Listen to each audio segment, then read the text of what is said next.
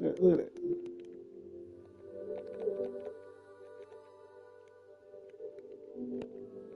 18 hours remaining. What you mean 18 hours remaining? They have to sit next to this thing and heal over time?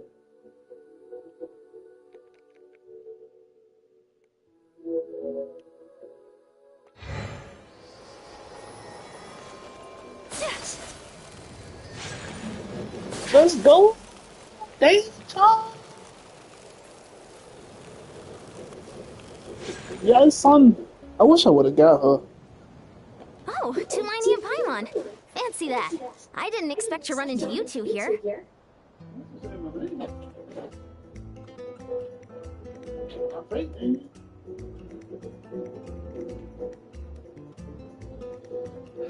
Not gonna say my fake name.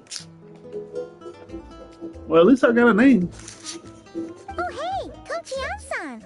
What are you doing here all by yourself? Just so you know, Paimon didn't come here to train. Paimon's not looking to sign up for any diet plan or bodybuilding class right now. Alright, got it. But seriously, what do you take me for? Some coach from hell? I'd never force a student into something they didn't want to do. That being said, a little aerobic exercise would probably do you some good. You could take over my patrol for a while. That would count. Yeah, all jokes aside, you're right. I'm looking for some help. The Collective of Plenty is holding a bodybuilding competition soon, and so many people have been busy squeezing in their last-minute workouts that we've run out of staff for patrols. Oh, so you've stepped in to cover their work. But don't you have a last-minute workout to do too? I'm good. For one thing, I believe peak conditioning can only be achieved through consistent training over a long time span. Cramming in a workout at the last minute does next to nothing for you.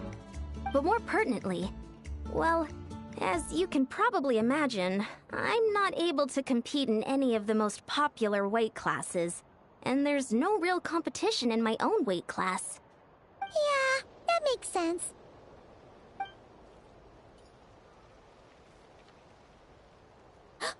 Oh no! Don't look at Paimon like that. We are not the same weight class, and no way is Paimon competing against you. Traveler, let's just help with the patrol, alright? Otherwise, Yan-san's gonna make Paimon enter a bodybuilding competition! Perfect. I managed to get you on board with just one look.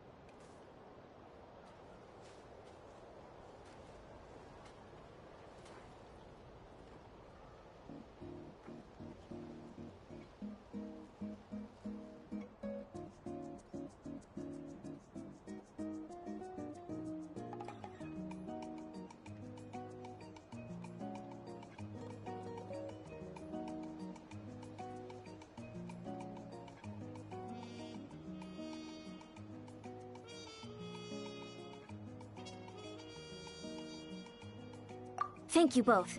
It should be pretty routine. Just keep your eyes peeled and make sure nothing strange is going on in the area. That'll free me up to check the other section. Let's meet back at the settlement when we're both done. Sure thing. Just leave it to us. We're experts at strolling and patrolling, don't you worry.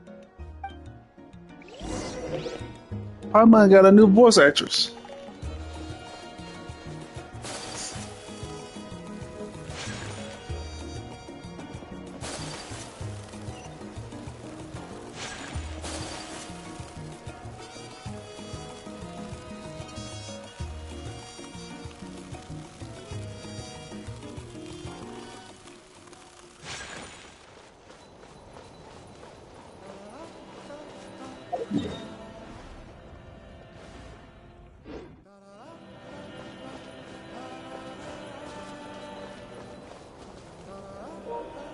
Skirk! I want her!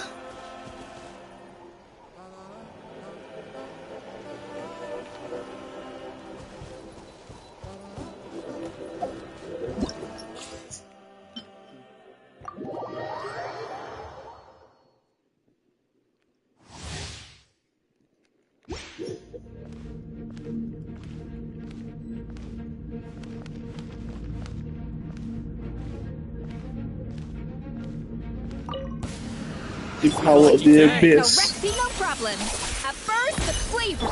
No, my sword. Rain cutter. Let's dance.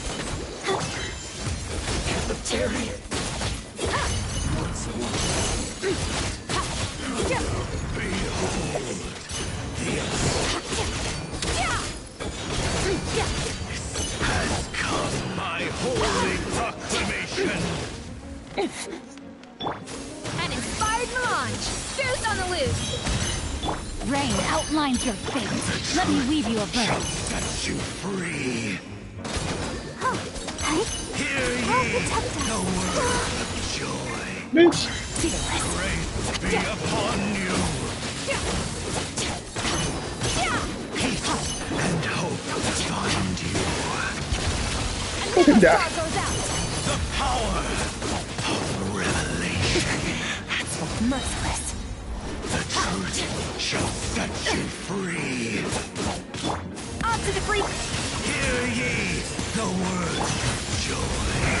Door is opened unto you.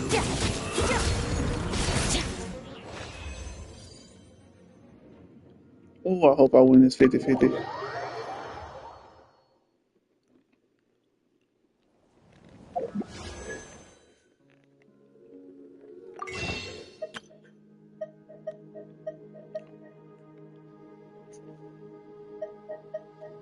Oh, no extra bonus?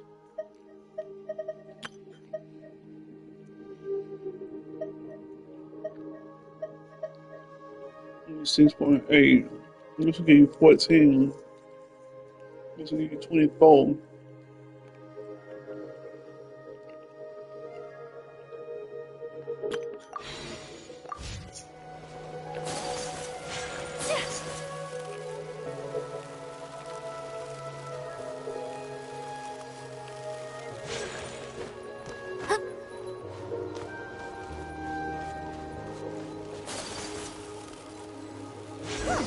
What's this?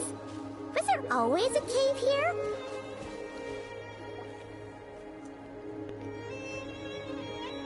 Hey, there's a hilichurl here. Is it sleeping? Doesn't look very hostile. Why is it hiding away here? Ah! You woke it up! Huh? It ran away. Oh, guess our reputation in Natlan is more fearsome than we thought. Even hilichurls don't want to mess with us now. You mean that shiny thing? Huh. Must have dropped it as it ran off. Huh. Paimon bets that hilichurl thought it was a priceless treasure. It was probably planning to hide it here for safekeeping. Until we showed up. Let Paimon take a look. Hilichurls aren't the brightest, so it might not be worth much, but still. What is it? You look so serious all of a sudden. Isn't this just a regular old key? The style is unusual, though. Doesn't look Natlanese. Where do you think it's from?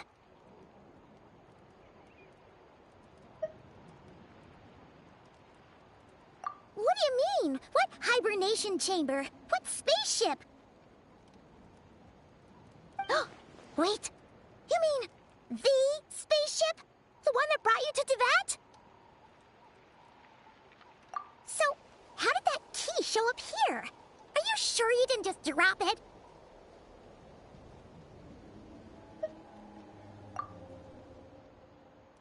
Whoa! Yeah, these look identical.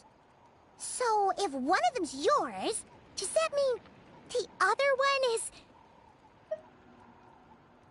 Knew it! Huh, the keys to a spaceship! Huh, Somehow that really rams home the fact that you really are an actual alien. Oh, wait, no. Descender. But anyway, now we know where it came from. The question is, how did it get here? The simplest explanation is that your sister lost her key somewhere not far from here. Then that Hilichurl found it and ducked into the nearest cave to hide it. If that's true, it means your sister was here recently. Yeah. Man, this is so crazy. We only agreed to help with the Ansan's patrol on a whim. And now we've made this bombshell discovery and found a huge lead on your sister. Should we keep following this trail while it's hot? Or do you think we should check back in with the Ansan? Ah, there you are. Looks like you went the extra mile today. Thanks for being so diligent. Oh, hey, Ian-san, what's up? Didn't think we'd see you again till we headed back to the settlement. We were actually just about to go meet up with you. We've made a huge discovery today. I came here to let you know that you don't need to keep patrolling anymore. The bodybuilding competition has just been cancelled, so the usual squad will be resuming their normal duties. They'll be here to take over shortly. Wait, cancelled? Why? What happened? The Abyss Order attacked. Huh?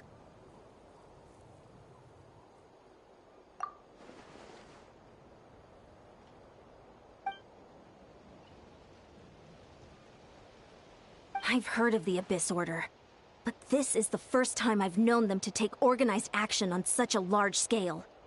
It's like they're preparing to go to war against our entire nation. One little sect versus the entire nation at war? How are they expecting to pull that off?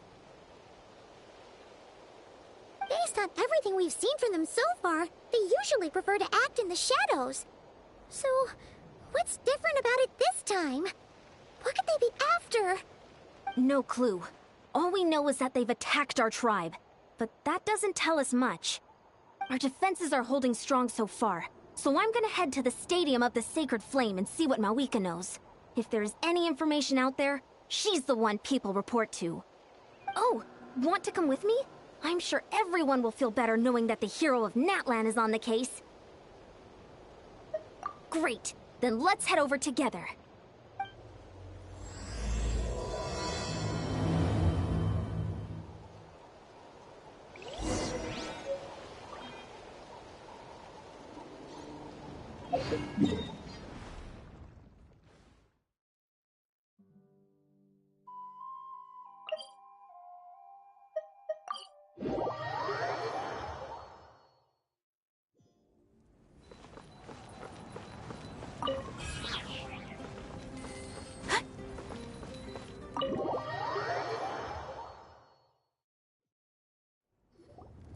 Mawika!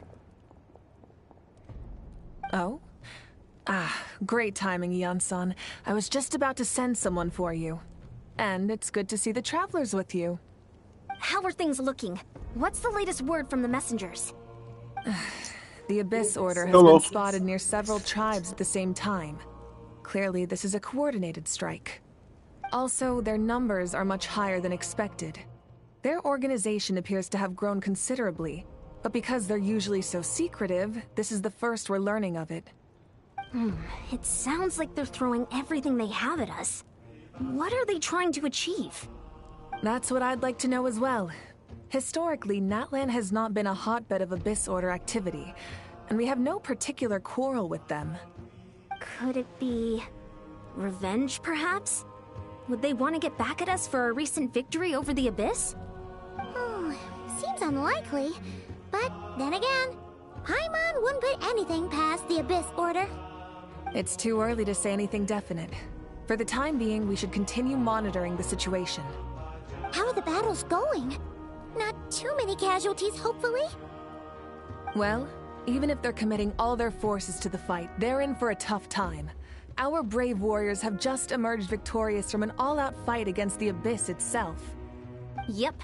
We have a whole nation's worth of seasoned veterans fighting for us. Compared to the true Abyss, the Abyss Order poses a far smaller threat. They cannot endlessly replenish their forces, for starters. However, this is still a war, so we must give it our all and do our utmost to minimize casualties. The tribes are organizing their defenses as we speak. Traveler, this is one war that Natlan can handle on its own. If you wish to stay out of it, you'll be safe here at the stadium with me.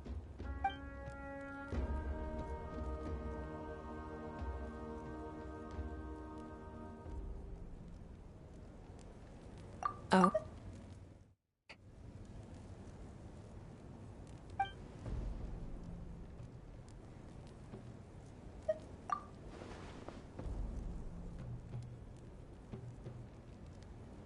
Yep, that's how it is.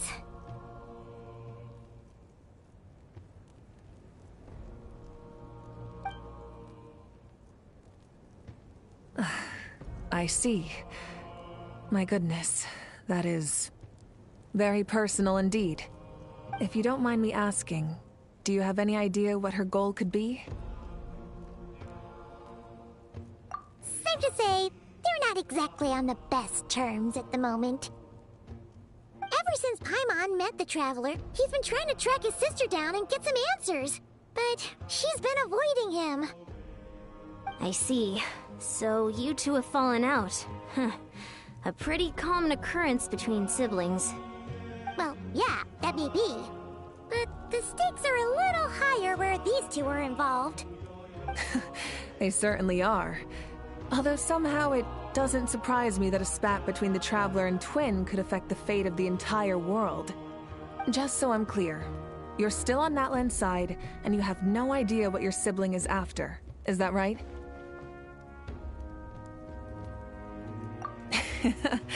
Well, that's a relief. When you first mentioned your sibling, I was worried we were about to be thrust into an impossible position. Our reports say that the Abyss Order has focused most of their efforts against the Masters of the Nightwind. If you don't plan on staying here with me, I'd recommend going there to lend them a hand.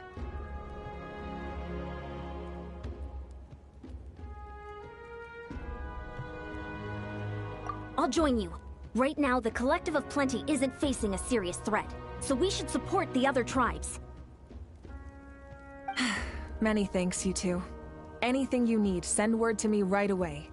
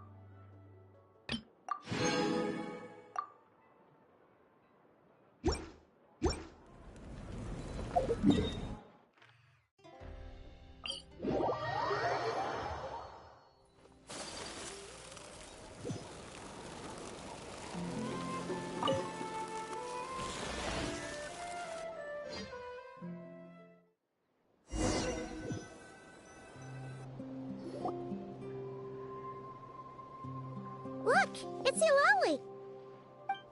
Huh, I wasn't expecting to see you here. Are you here to reinforce us? How are things looking? Mawika told us to come here. Oh, the situation must be pretty dire if it's managed to get Eulalie out of the house. Dire? No, I wouldn't go that far. It's mostly just irritating. I heard we're being hit the hardest out of all the tribes. What are they trying to imply? They just think we're pushovers or something? The more I thought about it, the angrier I got. I couldn't exactly concentrate on my novel after that, so... well, here I am. So, that's how they earned the ire of Granny Eatsley, huh? They call themselves the Abyss Order, yes? Ugh, so tasteless. It's exactly the kind of two-dimensional name a clueless writer picks because they don't trust the rest of their writing to persuade the reader of who the real villains are. Hey! She's saying your sister has poor taste.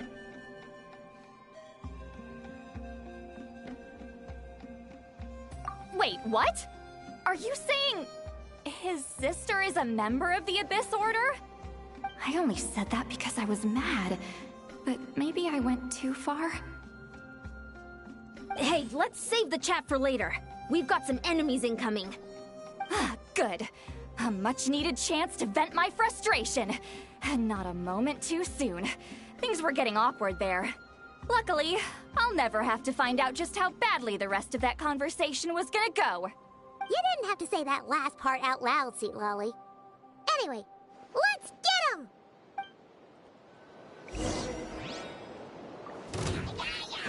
Get to work!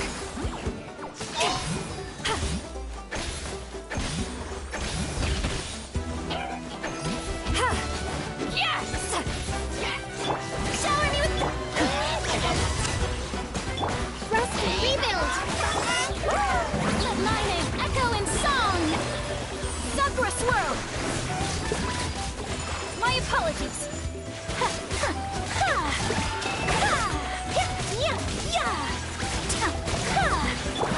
Permanent of the deep! You two! Time to end them! Phew. Much better. That's more like it. Ooh, impressive work, Granny Eatsley. If I'd known you were on the case already, I might have reconsidered whether your tribe really needed reinforcements. If anyone should be reconsidering, it's the Abyss Order. They picked the wrong target this time. Experience says that if we head in the direction they were attacking from, we should find their stronghold. Why don't we press our advantage and destroy their base? They won't know what hit them. Hey, was there a battle here just now? Need any help?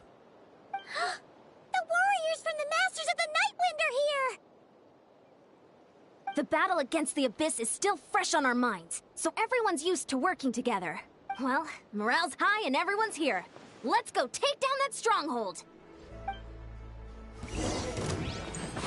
Fulfill our pact!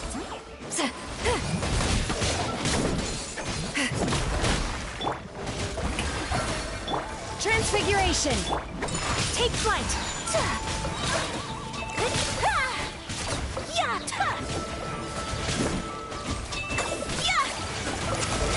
Forward! Crush them!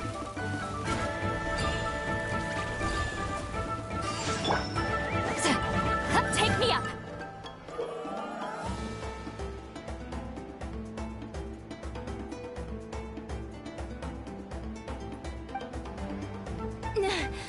What is that thing? It's like it's draining the strength right from my body. Find a way to destroy it!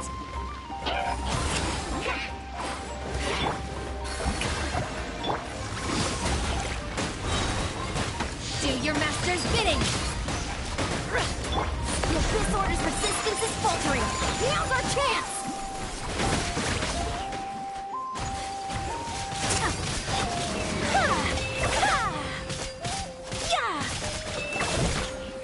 Take flight! Strike a pose! Let the world collide! Show no mercy! Laline, eat Papa! Get him! Sha! Sha! Sha! Sha! Yeah! Sa! Sa! Ha! Warriors, attack! After them!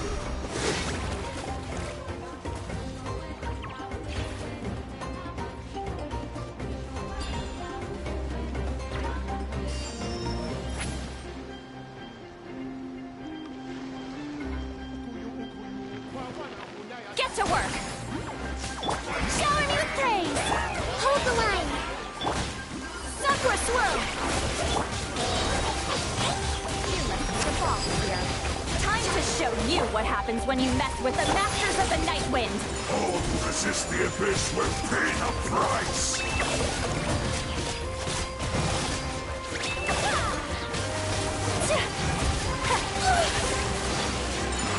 might! Unleash! The end! You two! Time to end them! Show no mercy! Cryo Incarnate! Rescue, rebuild! Kamisato out! Soletsu!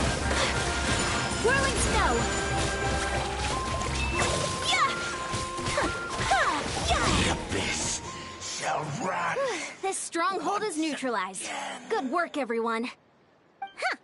The Abyss Orders all bark and no bite.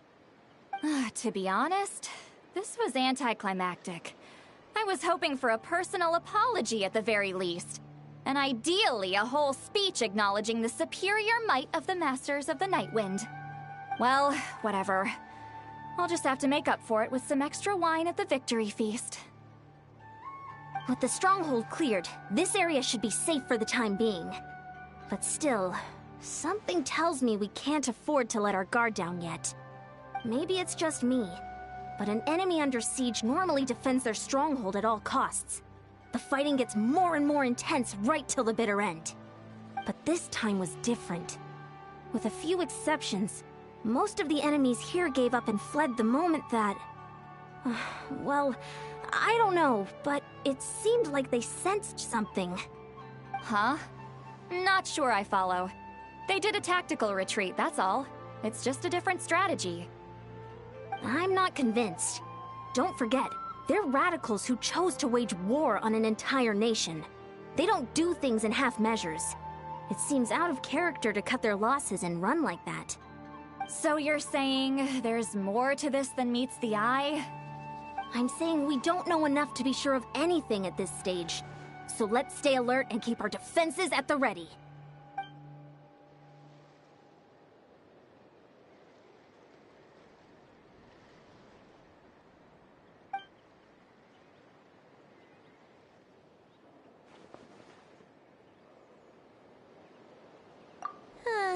Paimon had a hunch you might say that. But you're right.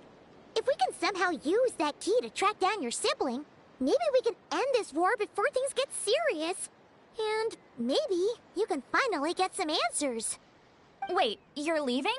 But I was still debating whether to invite you to the first victory feast. Go ahead, you two. Lolly and I will take care of things here.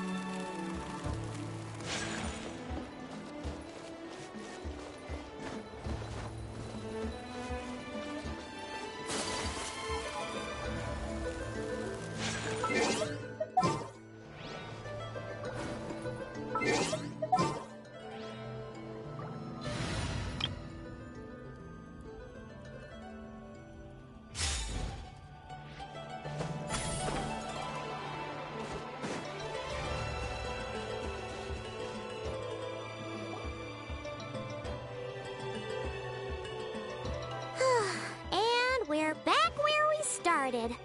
That Hilichurl probably found the key nearby, right? Let's look around for clues. There's no time to waste. The Ansan and Lolly are waiting for us.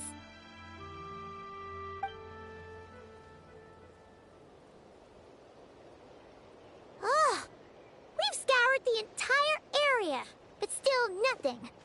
How the heck did the key end up in that Hilichurl's hands? Are we supposed to believe that it just fell out of your sister's pocket as she passed by? Seems kind of ludicrous to lose something so important in such a dumb way. But then again, who knows? Sometimes in life, things just go missing and that's that. Oh, thank goodness! Someone's here. Please help me! Huh? Who are you? What happened?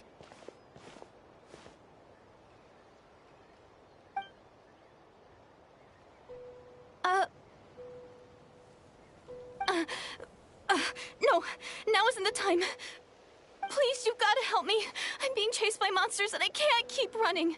Can you do something? Yeah, where are they? Paimon doesn't see any monsters behind you.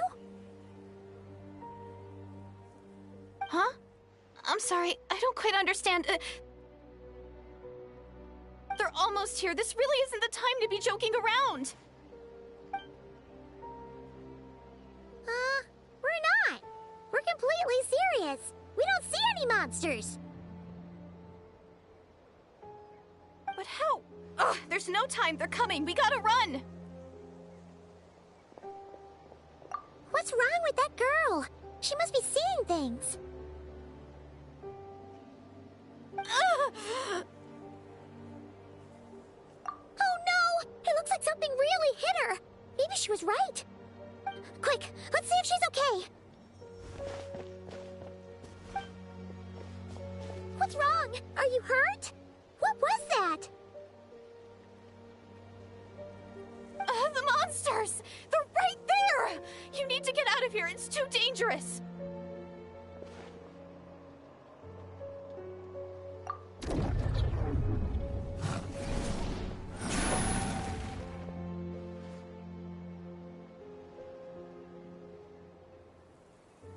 Huh? Oh, now you finally see them. Well, it's about time. I nearly kicked the bucket just now. Great! Thank you, Savior. Savior?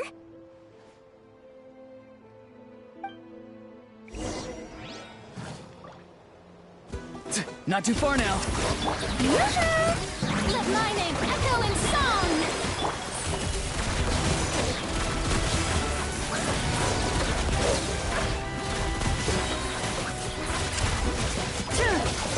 All right.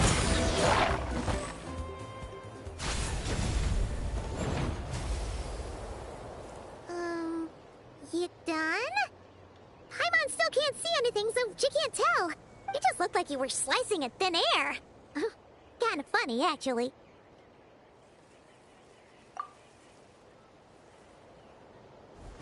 Oh, really?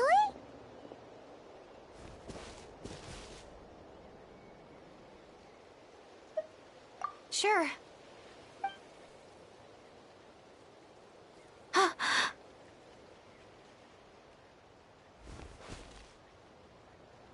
It's nothing. It's okay. I can see they're all gone now. No need for you to check. I didn't think much of it when the monsters were breathing down our necks, but now that I've calmed down, holding hands with you like this, I'm just a little shy, that's all. Huh? Have you never shaken hands with someone before? You sure get flustered easily. Well, anyway, I haven't had the chance to introduce myself yet. I'm Deirdith. Thanks for, saving me just now. I'm really grateful for your help. No worries. Paimon's Paimon, and this is the Traveler.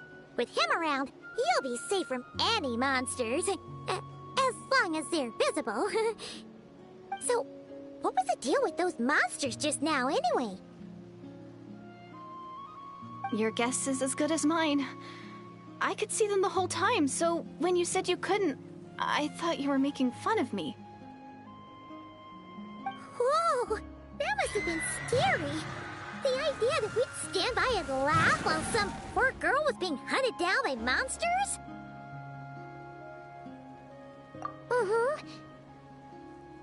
Don't worry, we aren't like that. When we say we can't see something, it's because we really can't see it. But more importantly, did the monsters hurt you? How bad is it? It's nothing serious. But I did sprain my ankle back there. I won't be doing any— Good idea! We'll take you!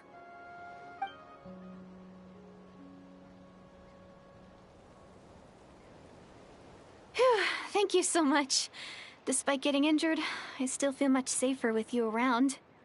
I'm gonna stay here until I heal up. Don't want to risk running into any more monsters. Yeah, you already took a big enough risk coming out here all on your own. So, where are you from, Deirdith? A small village, far away from here. I walked for what seemed like forever and lost my way, so... Yeah, I have no idea where I am anymore. Maybe all these trials and tribulations are part of the journey. No one said finding the Savior was gonna be easy. Huh.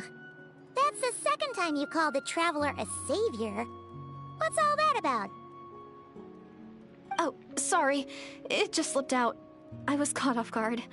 The resemblance is so uncanny. Anyway, let me start from the beginning. There was once a sage who passed through my village. People got the sense that she was truly omniscient. The sage said that doomsday was coming. But as that day approached, a savior would reveal themselves to us.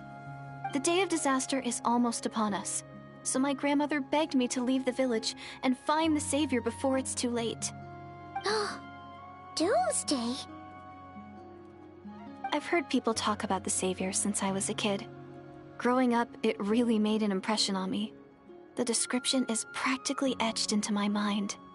So when I saw your golden hair for the first time, it was like this image that's existed in my mind's eye all these years suddenly came to life. Everything matched. Oh, so that's why you were lost for words when you first saw him. Well, the Traveler's definitely got what it takes to be a savior. And he's already got a ton of titles, so he won't mind one extra. Actually, I don't think it's him. What? But didn't you say that everything matched? Everything except the gender. The savior was described as a young woman. Oh, for goodness sake. There are gender requirements to be a savior? Really? Oh, of course. If it's not you, then it's gotta be her. Who? Who is it? You have a sister? Well, then that's it. Oh, it's her. It has to be. Oh, thank goodness. Please, can you take me to see her?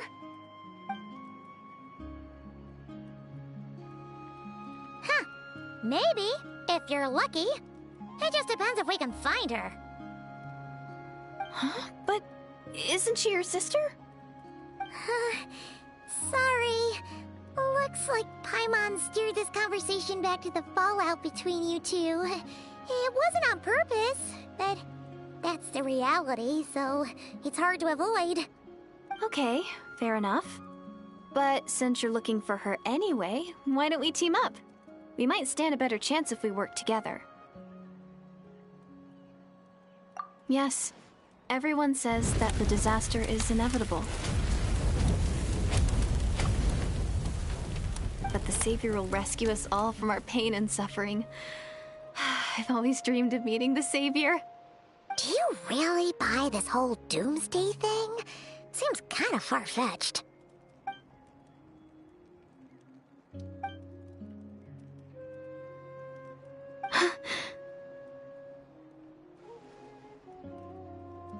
See? She broke eye contact. Sure sign of a guilty conscience. Time to press her for answers. What's wrong, Deirdis? Something's clearly bothering you. You want to tell us what's going through your mind? Oh, I just, how should I put it? The Traveler looks just like the Savior of my dreams. And it's not every day that the Savior of your dreams swoops in and saves the day in your moment of crisis. So I'm just a little overwhelmed, that's all. 3 seconds of unbroken eye contact is the limit. I don't think my mind and body can handle any more than that. What do you mean, limit? What happens after 3 seconds? I'm sorry. Please forget that I said anything. Let's just leave it there for now. Like I said, I'm going to hide here until I feel well enough to move again. If you manage to find the Savior in the meantime, please come and let me know. Thank you. Are you sure you'll be okay here on your own? Do you have enough to eat? I'll be fine. I might not be much of a fighter, but I know how to stay hidden. And if I get hungry, I'm sure I'll find something around here. Don't worry about that. All right, then. Take care. Being on your own isn't easy. What a mysterious girl. We should definitely keep an eye on her. But hey, at least she seems to like you. And it sounds like she's gonna help look for your sister when she's healed. Anyway, this is probably all the progress we're gonna make for now. Let's head back to the Masters of the Night Wind and see if they need our help.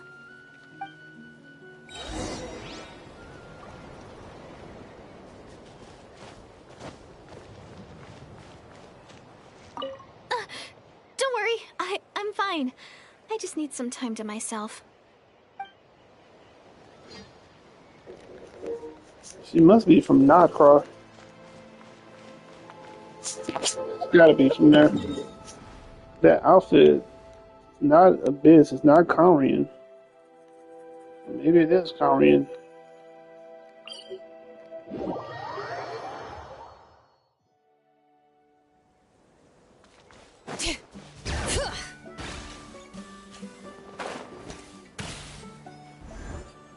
Oh, you're back!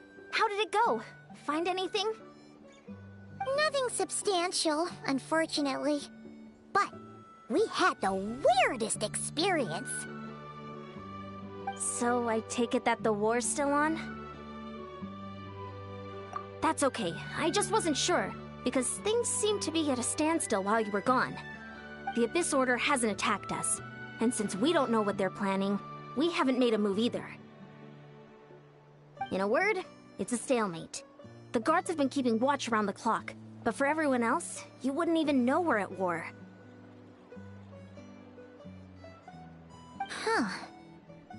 Really makes you wonder. I was wondering, Traveler, if you have the time, could you go and pay a visit to the guards? They've been working a pretty demanding schedule. I was gonna go see them myself, but I'm sure they'd appreciate a visit from the greatest hero of our time. Oh, but you're a great hero too, Yan-san. Great. Thanks, you two.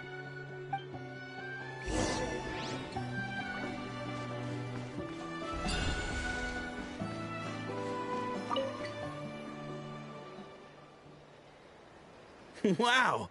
Tumaini, our hero. We've actually fought together before. You probably don't remember it, though. You do? Then it's truly an honor to serve alongside you once more.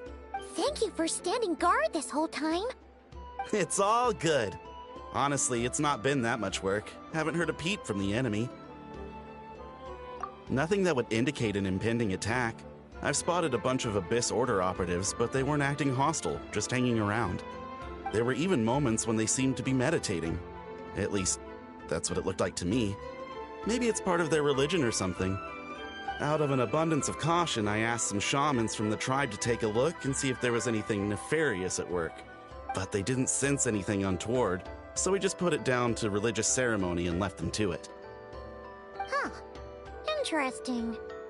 Well, the more time they spend meditating, the less time they spend trying to beat us to a pulp. Well, the shamans didn't raise any concerns, so how bad could it be? As far as I'm concerned, so long as they don't pose an active threat, they can do all the cult worship activities they want. Besides, as soon as everything's in place and we're ready for an all-out offensive, there'll be no match for us. Huh. Sounds like morale is pretty high. Guess there's strength and confidence in numbers. Let's keep going, Traveler. Don't worry, I'm sure they'll show up soon.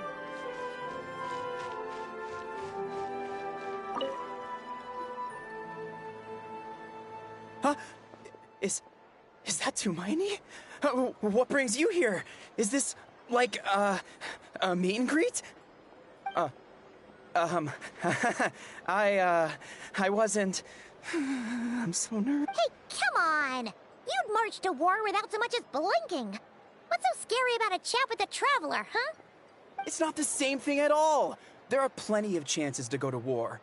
But a one-on-one chat with our great hero? That could be a once-in-a-lifetime opportunity. How can I not be nervous? What if I say something wrong? Or if my posture's bad? Or if I accidentally make a weird expression with my face? One bad impression can stick for... judge you on your posture or your facial expressions. Relax. All right then. I'm sorry, great hero, but I have a small favor to ask. Let Paimon guess. An autograph, right? That's easy. May I challenge you to a fight? What? How can you be so audacious and so sheepish at the same time? Huh. Paimon's starting to think your nervousness is all just an act. No, of course not. I just figured that if I don't ask now, I'll regret it for the rest of my life. But I am still on patrol, so please, Great Paimon, if you wouldn't mind taking over for me for just a few minutes? Ugh, again with the sheepish audacity. Just pick one or the other, will you?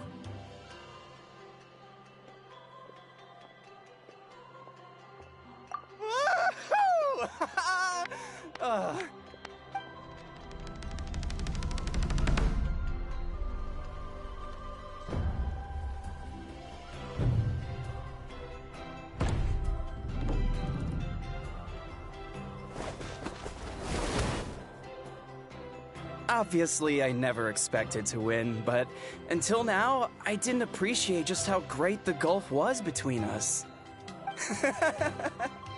I'll be bragging about the day I got to spar with Tumaini for the rest of my life. Today's really my lucky day. Ugh. Paimon can't keep up with you. Your tone has changed all over again. Now you've had a spar with the Traveler. What gives? Well, some people connect through conversation, but we warriors bond by sparring. And now that I've had a bout with the hero, we're no longer strangers. Nothing to be nervous about anymore. Okay.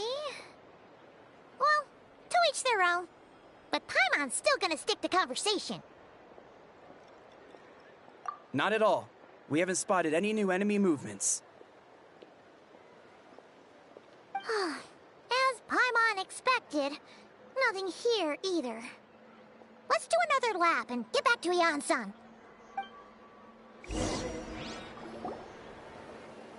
You're back. So, did the guards find anything? Nothing much, no. Someone mentioned that the Abyss Order has been doing some kind of meditation or prayer, but apparently it seemed harmless. Paimon wants to lodge a complaint about one of the guards, though. His name's Kentalo.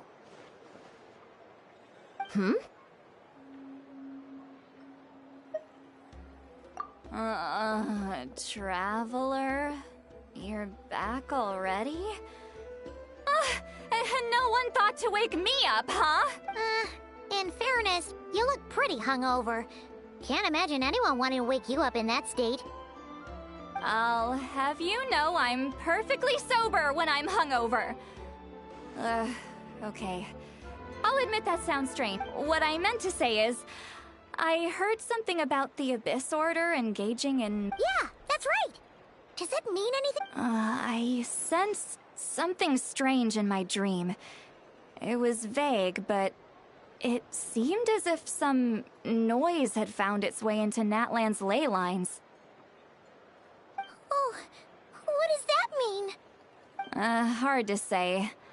I don't think it had any tangible effect on the Night Kingdom or on our ley lines, but still. It's like a signal that exists on a different dimension of reality. It might not interfere with ours or pose any detectable risk, but I just get the sense that something strange is going on. Oh. So even someone as familiar with the ley lines as you can't tell what's going on. No wonder the shamans that Satura called to the front lines couldn't sense anything. Yan-san, I think we should go talk to the chiefs. There's no point dragging this out. We need to take the initiative and drive the Abyss Order out of Natlan for good. If that's the Council of Granny Eatsley, I'm sure the chiefs will agree. But it will still take us some time to gather the required force. In war, adequate planning and preparation is the key to victory. Sure, but the finer details aren't my concern. Anyway, I'll leave you to it. Just remember to come find me when you're ready to— Oh? Sure, what is it? Huh, you mean only select individuals can see them? Now that's a strange one. I guess they could be manifestations of a disturbed psyche? Or extreme negativity embodied in physical form? It could also be a simple case of dead monsters whose souls got stuck here somehow. Well, I say simple. Things quickly get confusing when you start looking into monster souls. For starters, trying to figure out which classification system to use is a real pain in the— Alright, we get it. Granny Eatsley's learning and wisdom knows no bounds. But could we just get the short answer? Hey, I was just thinking out loud. You really think I was just trying to flaunt my knowledge? Anyway, the short answer is— there are many potential explanations for the kind of phenomenon you describe. That said, it's not something I've ever encountered in all my years. Oh, wow. Okay. Well, if Granny Eatsley's never seen it, it might as well not exist, right? Hey, I'm not that old! Care to elaborate on what happened? This all sounds rather mysterious.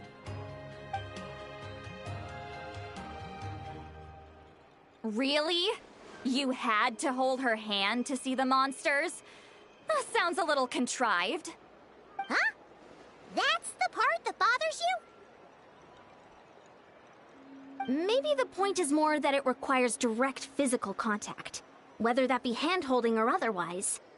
But that's neither here nor there. What bothers me is, it sounds like she's convinced that your sibling, the leader of the Abyss Order, is a savior. That really makes me question whose side this girl is on, and whether what she told you about her background is actually the truth. Sorry if that comes across as paranoid. It's just hard not to be suspicious of everything when we're in the middle of a war. Actually, Paimon feels like you make a fair point. Whoever this girl is, she sounds like bad news. Okay, well, you're clearly just jumping to conclusions. It's hard to know what to make of it. A young lady all by herself, lost in the middle of nowhere, sees monsters that no one else can, calls the leader of the Abyss Order her savior. At the very least, we should remain vigilant. Keep a close watch on her. Sounds sensible. On that note, we probably shouldn't have left her by herself in that cave. Traveler, we still need some time to muster our forces. Maybe you could check on her if you're not busy. Just be careful. It's settled then. Let's go check on her.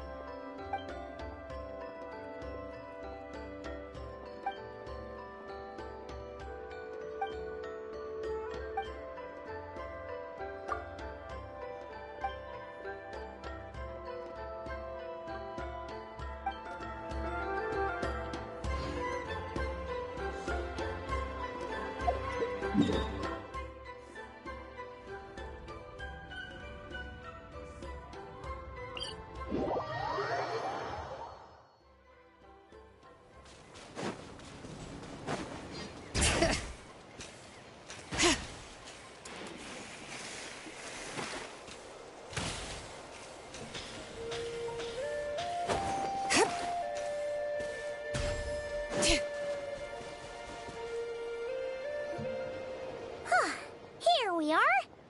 Deirdre will still be here, right? Oh, it's so quiet, though. Uh-oh.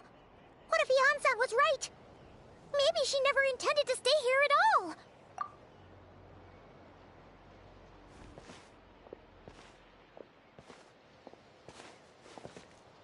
Traveler, watch out!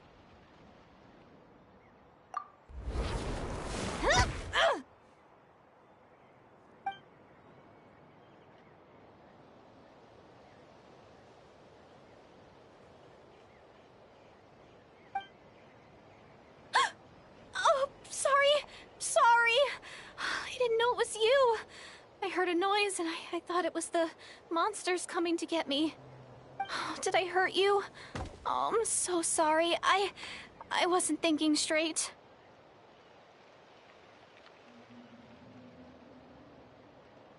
Phew.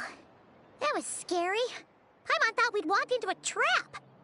Maybe we shouldn't have sneaked in without announcing it. Then you would have known we weren't monsters. To be honest, I've been really on edge since you left. I just have this constant feeling that any second, the monsters are gonna come back and get me. And it's not like I can run from them. There's also no way to cook here. It's good you got back when you did. Another hour and a half and you probably would have found me starved to death. Oh, that's weirdly precise. Though, it does explain why your attack on the Traveler was so weak.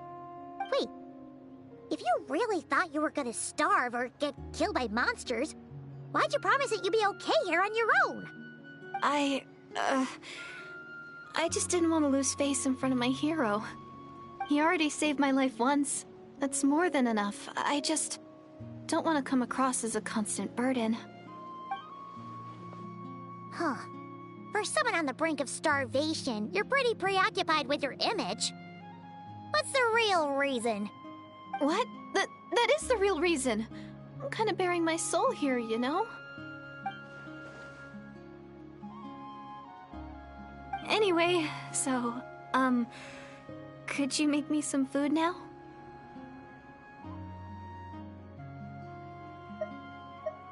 Oh, Paimon's getting hungry now, too. Go on, then. You can join us for dinner.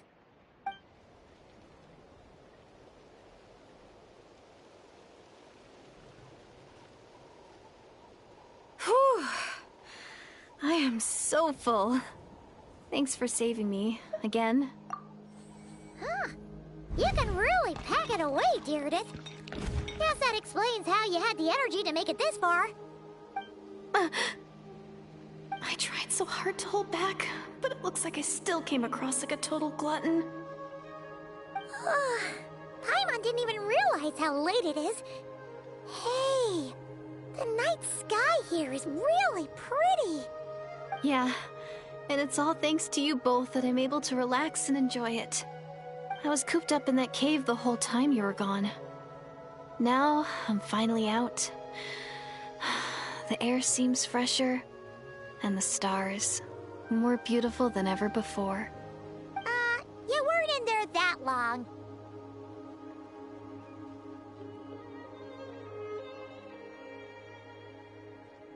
When I was young, I used to lie on the roof of my house, gazing up at the stars. And often, my mind would drift to this question. Is this starry sky actually real?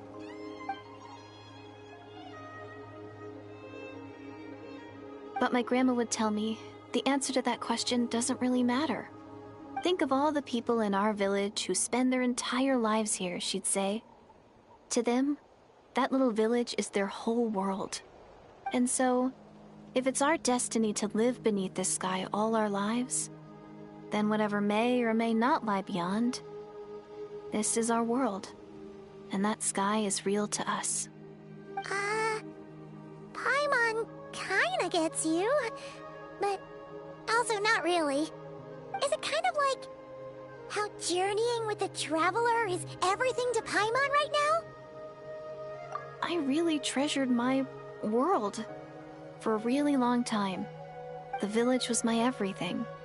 The houses, the scenery, stories I always loved to hear about the Savior.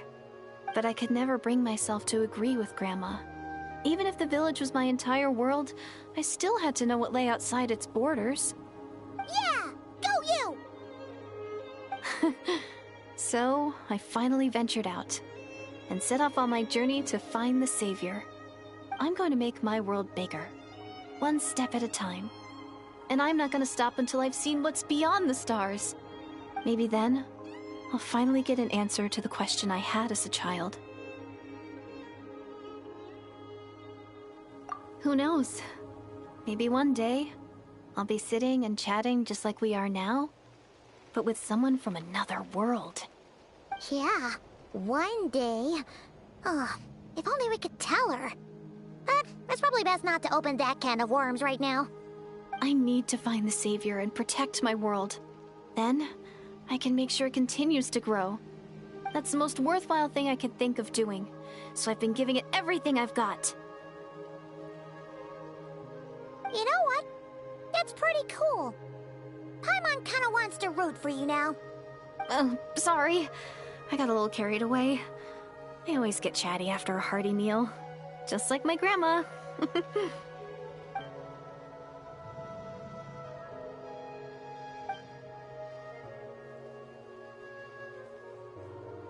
Hold on. Shh.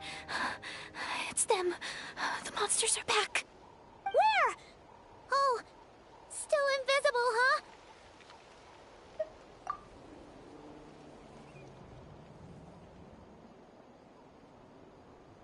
Can you see them now?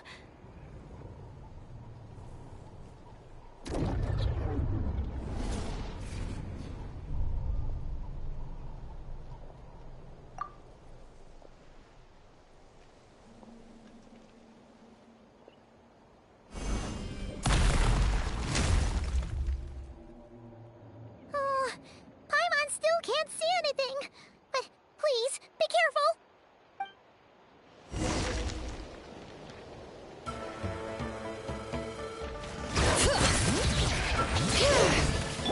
Shower me with praise!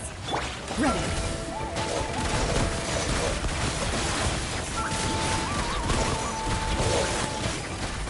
Time to say hello.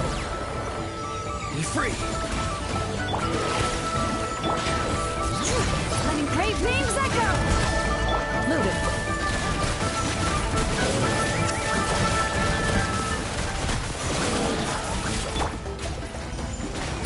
Strike a pose! Let the world come alive!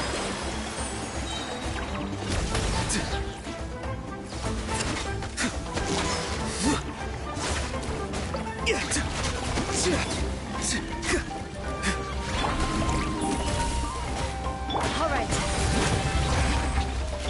Yoo-hoo! Tell me what you see. Time to testify.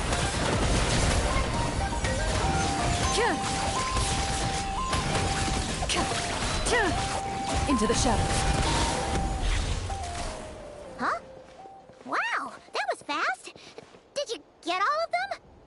Oh, Paimon's slowly but surely getting used to the sight of you fighting thin air.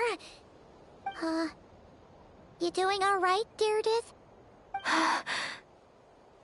Deirdith? Hey, it's okay. There's nothing to be scared of anymore. Oh, I'm fine. I just spaced out there for a moment. You... spaced out? That's a pretty bold move under the circumstances. I was just... the image of the Traveler fighting to protect me. I was trying to commit it to memory. Seems like the least I can do. All right. Whatever floats your boat. Anyway, there are no more monsters in the area, and it's getting late. Why don't you stay here tonight? Sounds reasonable to Paimon. What do you think, Traveler?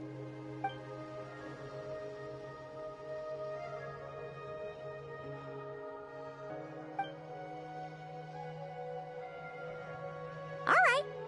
Deirdith will be... Huh? Deirdith?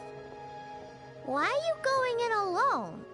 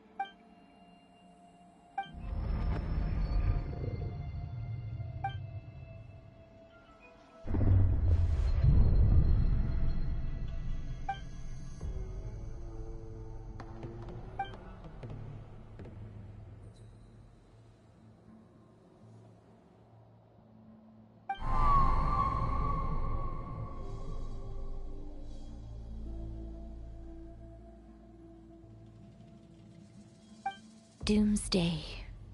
A fitting name indeed.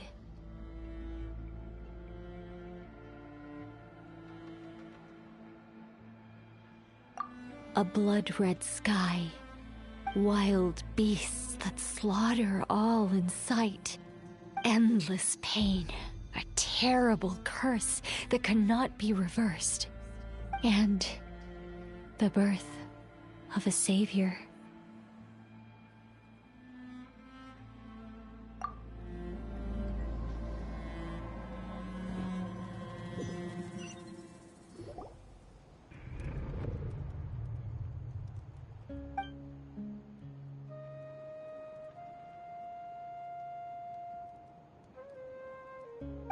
You're awake. I'm sorry. I didn't mean to,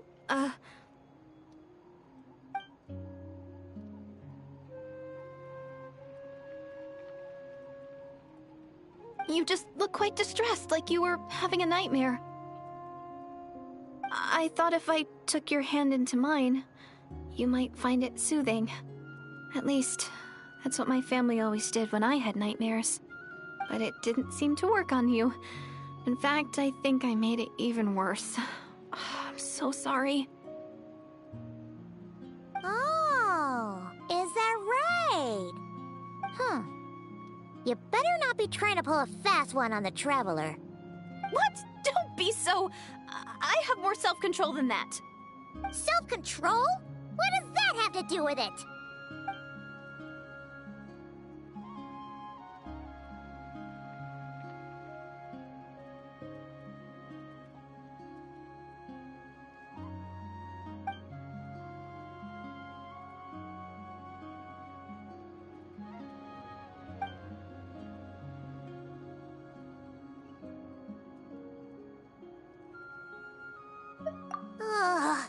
No way is Paimon getting back to sleep after this. You go ahead. But for the rest of the night, Paimon is staying up to keep an eye on this young lady. Oh, do I really seem that shady to you?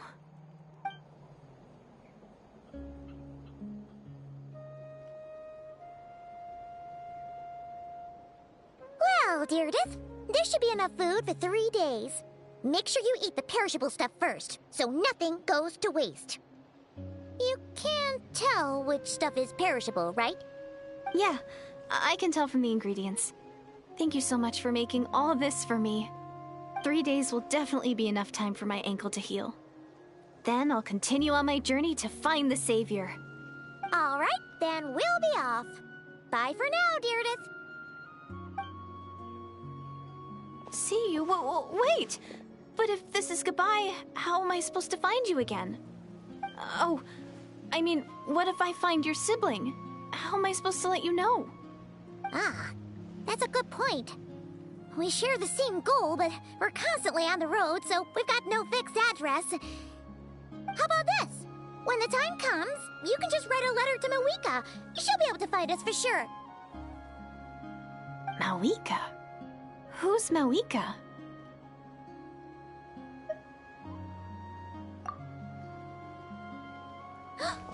It's the Abyss Order! They're here! But it doesn't look like they're marching to war. More like they're... running away? Where? What are you talking about? A bunch of Abyss Order thugs! You don't see them? They're heading right this way! That's strange. I guess it's my turn to not be able to see the monsters.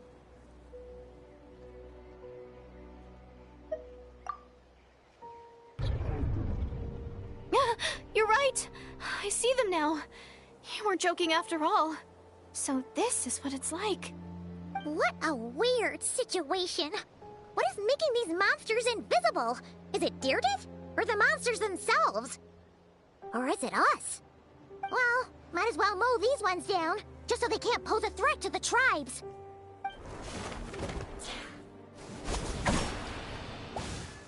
Woohoo! All done!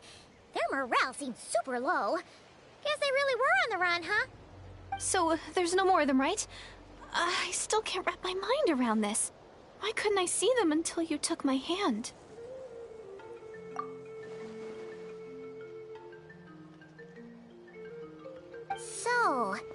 Any ideas on why those monsters might have been running away?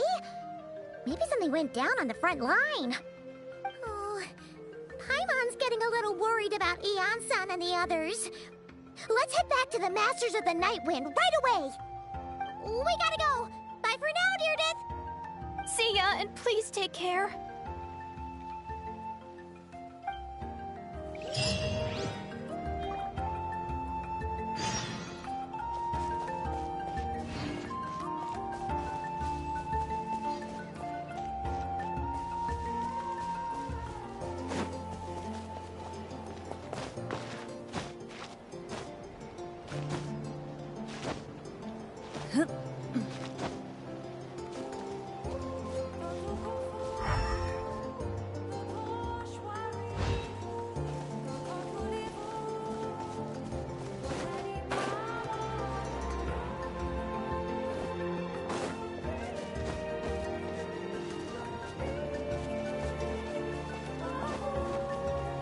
All right.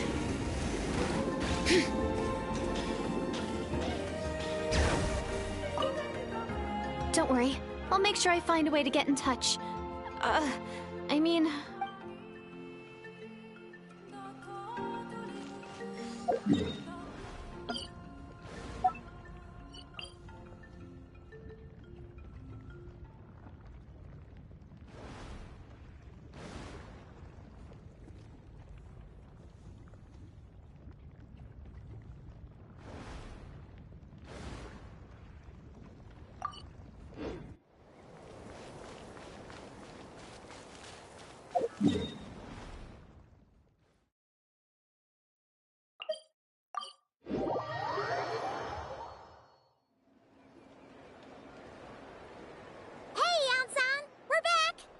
We ran into quite a big group from the Abyss Order just now. Has something happened at the front? The front line has collapsed. Huh? But how? No, relax. Their front line has collapsed, not ours. Oh, feels like you could have phrased that more clearly at the start. But this is good news, right? Why'd you still look so serious? No, we're still mustering troops. Nowhere near ready to go on the offensive. So at first, I was also confused about what exactly happened out there. But just now, I got the full story from a guard who was on the scene. He watched the enemy lines crumble in real time. What did he see? One person. Just a single individual. They stormed the enemy lines and attacked with a vengeance, cutting them down like paper dolls. They wielded an unknown power and fought with a sword style that no one recognized. The guard who relayed this to me said that before he even had time to react, the enemy was decimated. I'm only recounting what I heard, and I'm sure the guard in question must be exaggerating to some extent. But still, we have to identify this person. And assuming they're a neutral party, we'll need to figure out how to engage with them. Clearly they're a force to be reckoned with, so we don't want to come across as too weak or too hostile. It's quite a diplomatic conundrum. You don't need to sweat it, Eon-san. From your description, we're already pretty confident that we know this person.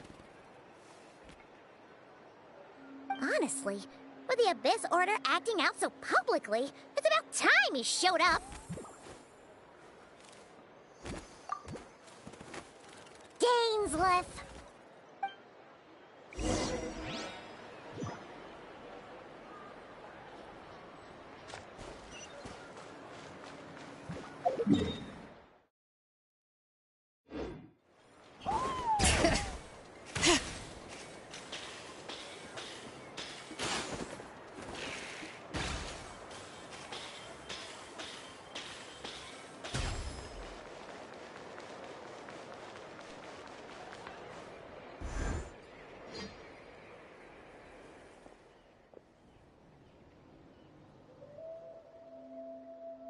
It's been a while, Dain. And yeah, after we heard what went down, we figured you'd shown up.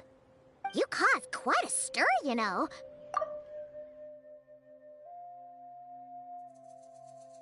insisted on coming here to thank you in person.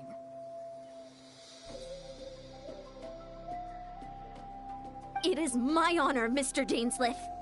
Thank you for breaking the stalemate in our war against the Abyss Order. Natlan is fortunate to share a common enemy with such a mighty warrior as yourself.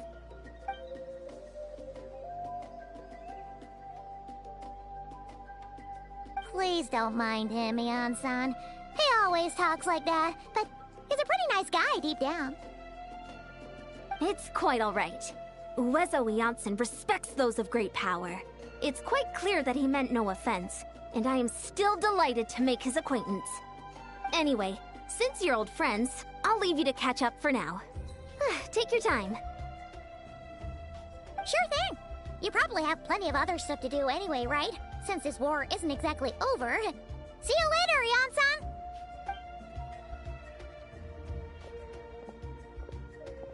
Hey, Dain. Would it have killed you to be a little more polite? She's our friend!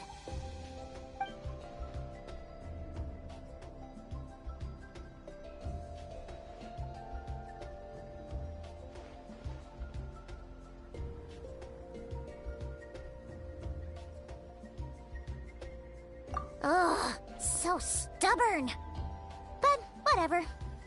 So anyway, Dain, do you have any new info about the Abyss Order for us?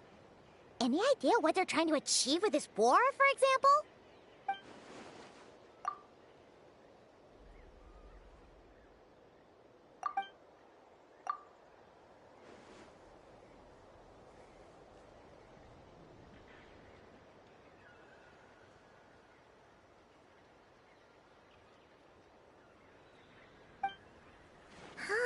We thought so too. But it sounds like you're no closer to learning what that goal is than we are.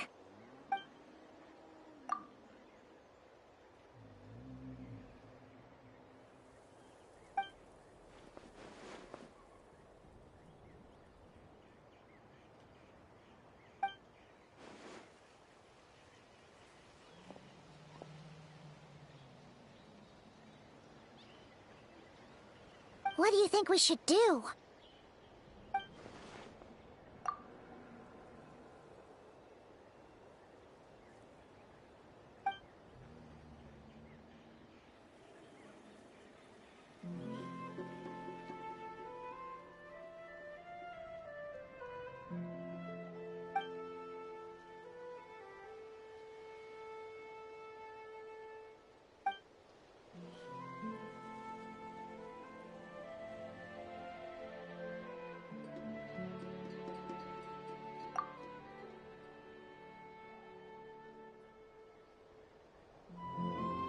Paimon gets it!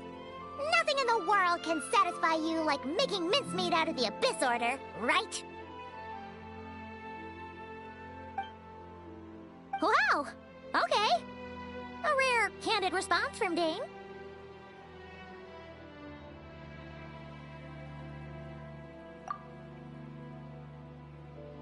Well, actually, we found his sister's hibernation chamber key near the Collective of Plenty. She must have lost it.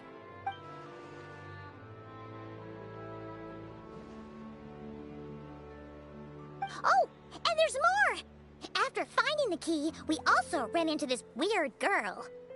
She kept seeing monsters that we couldn't see, and then, this other time, we saw a load of monsters, but she couldn't. She also said she was on a journey to find the Savior. Her description of this Savior matched the Traveler pretty closely, so we figured it's probably his sister.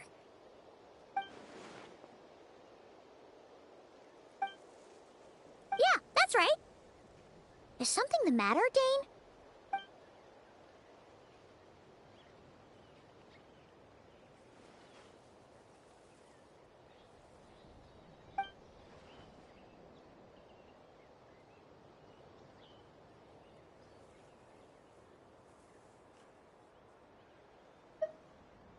Wait, wasn't his sister called the Princess, though?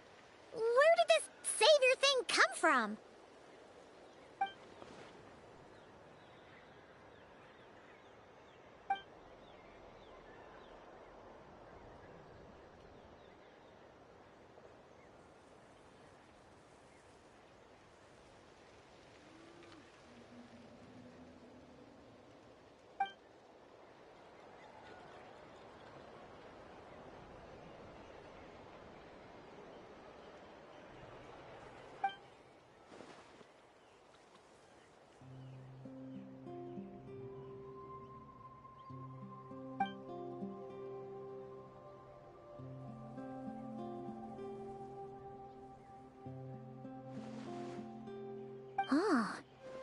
Sounds like the people of Conria really believed in her.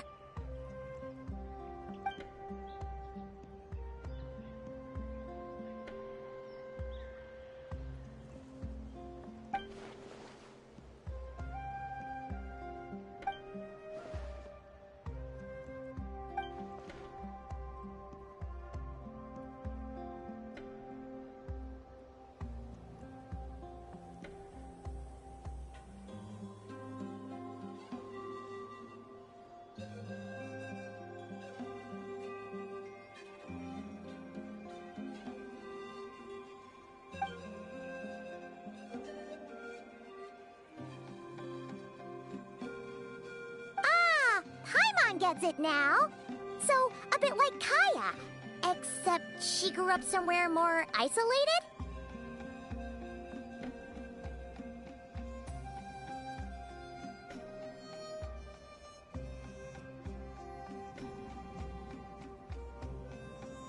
Still, that doesn't explain the invisible monster situation.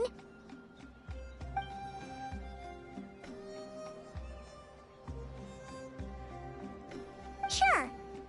Also, why don't you stay with us at the Masters of the Night Wind for tonight? You must be tired.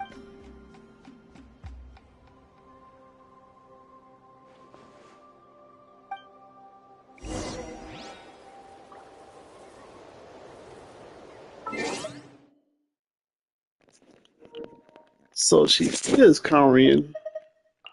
I was thinking she looked like a Korean person, but I'm like, she could be from Nightcry. Or maybe the Korean people are in Nightcry. That would make sense. The people who have the immortality are in Conria. I mean, in Nightcry.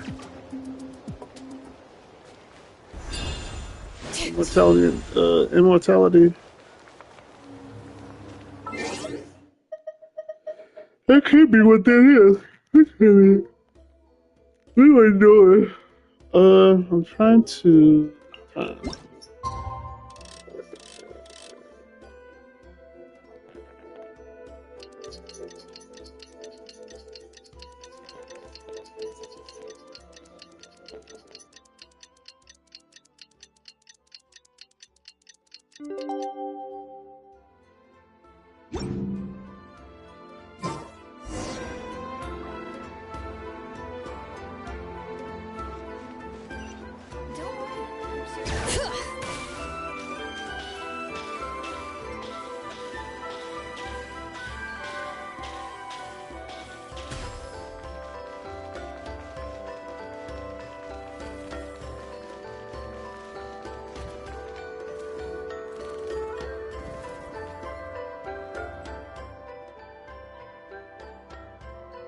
Is that Dain and Neon-san discussing strategy together?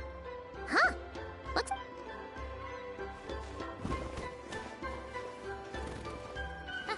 Morning! What are you guys talking about? Ah, you're here. I have some good news to share with you. We just got word from the Scions of the Canopy. Their intelligence has reported that they've discovered the Abyss Order's headquarters in Natlan.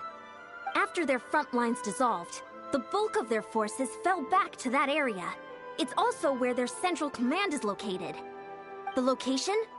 The Cinder City. Cinder City, huh? That tracks. Seems like their kind of place. Hey, this is great! This could be our chance to crush the Abyss Order once and for all! And with any luck, maybe we'll find your sister there too. Yep, our army is almost ready. And we've sent a message to Mawika to let her know the plan. We can't really launch an operation this big without the okay from the Archon.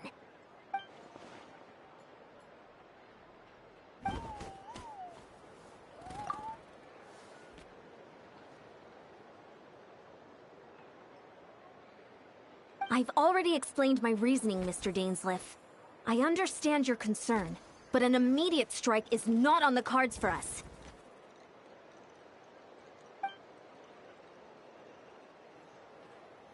You're gonna go on your own? Come on, be sensible. Just wait a tiny bit longer and you'll have a whole army going with you. It's all right. I support your decision, Mr. Dainsleif. Huh? Shouldn't you be talking sense into him? I admire his courage, and I believe he is strong enough to take on the Abyss Order on his own. And even if things don't go to plan, he just needs to bide his time until we arrive with reinforcements. Mr. Dainsleif, I wish you the very best of luck. Looks like he's waiting for you to say something, Traveler. Oh, for a second there, Paimon actually thought he was gonna brave it alone. And then he called his own bluff.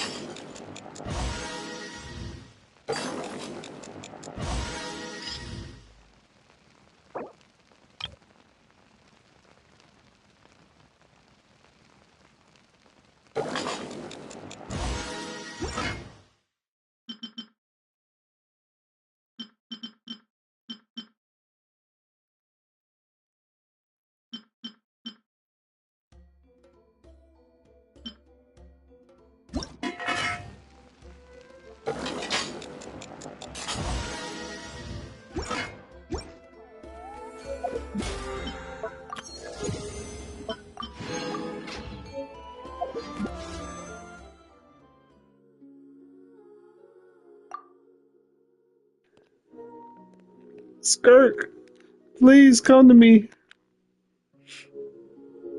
You will make me so happy.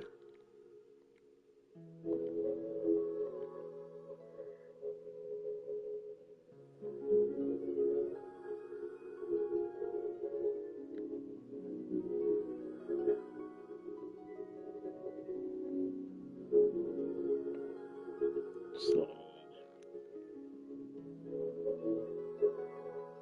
it's been about 65 summons?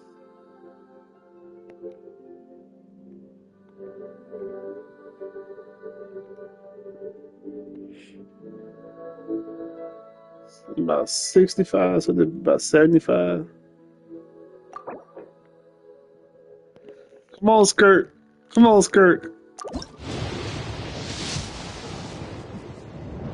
Ah. Oh, goodness.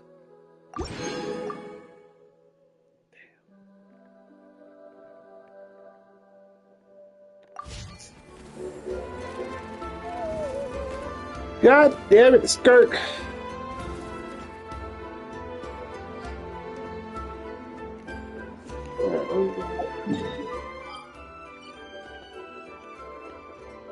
About 65, I think they're like 75. 60, then that's 70. 20 months of 90. We should take a break after all that running around. Yeah, let's rest here for a bit.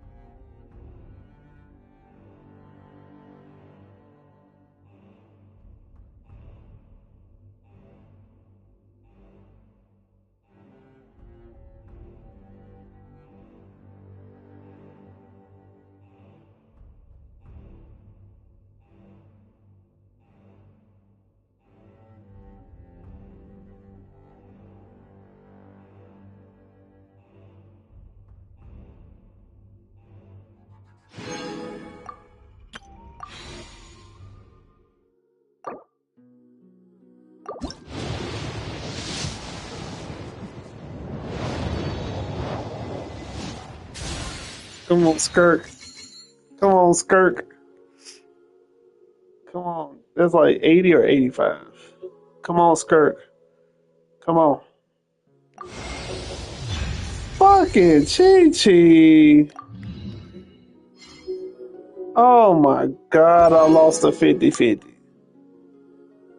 God damn it, Chi-Chi.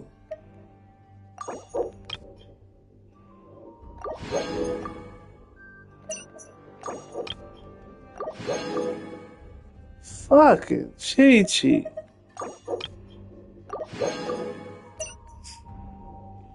Why it had to be Chi-Chi of all people? Golly. So about 80, 85 pull. And I get goddamn Chi-Chi. God damn.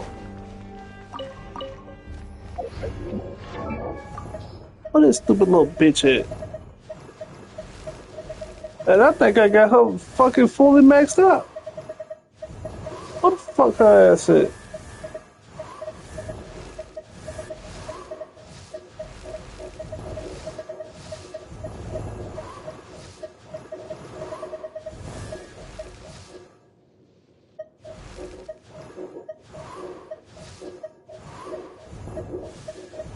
I gotta pass by. God damn it, Chi-Chi.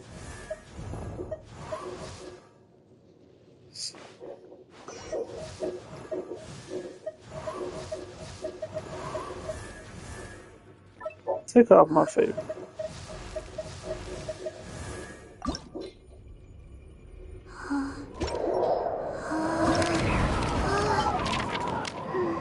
Fight that boss. I need this stuff too. Wow, so I do got her C6. Oh my god, Chi-Chi. God damn it. That's why they gave me so many of them damn things. God fucking damn it. Give me a skirt. Just because. And damn, can I stop getting the candies? I didn't even get Dahlia. That's so fucking trash. Died again. I was But, watering it every day. Ugh, don't tell me I overdid it this time. maybe I'll get a 50 point. God damn it.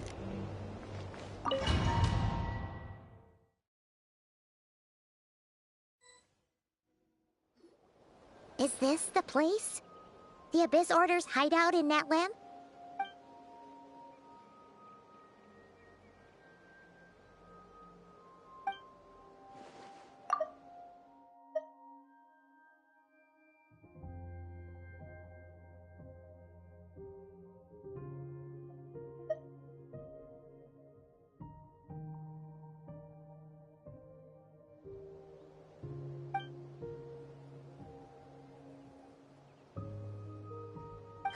It's been so long since we fought with Dain side by side. Natlan's confident we can clear this place out long before Eon-san arrives.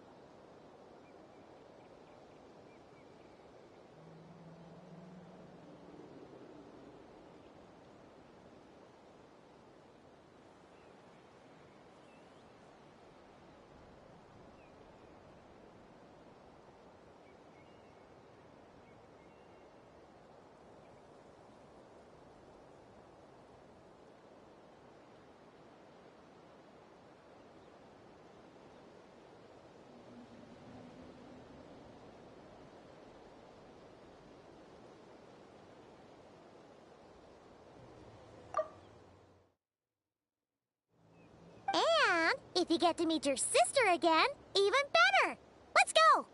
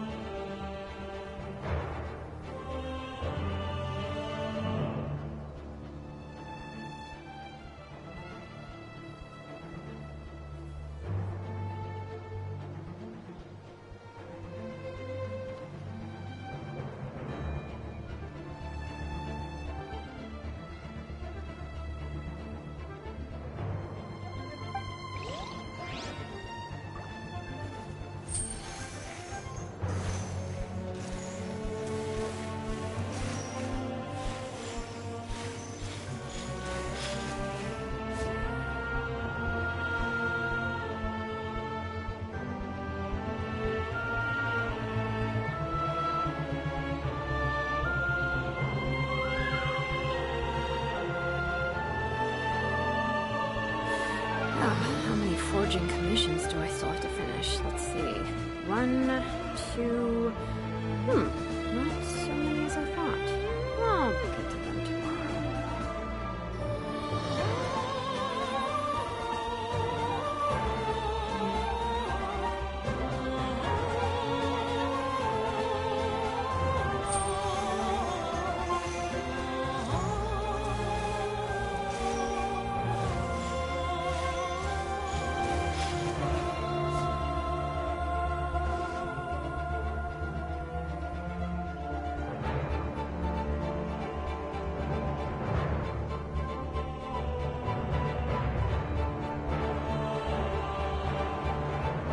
We should take a break after all that running around.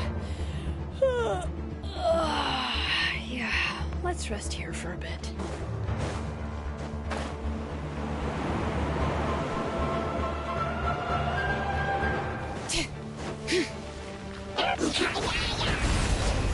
Bring it!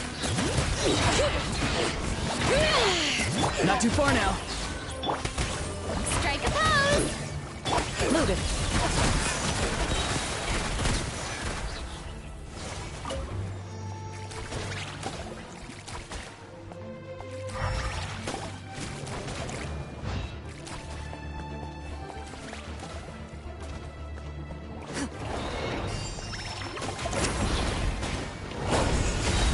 Into the shadows.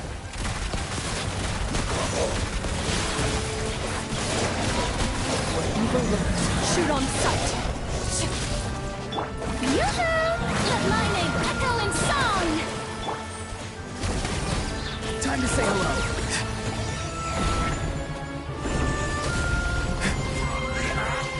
All right. Hear the echoes of the valley. He's free. Tell me what you see. Loaded.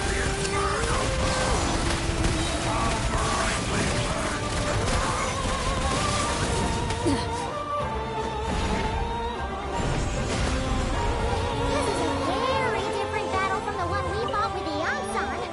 No one's backing down. They're fighting back with everything they have.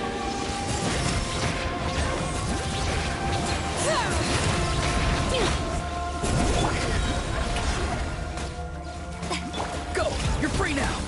Not too far now. Hunt them down. Ready.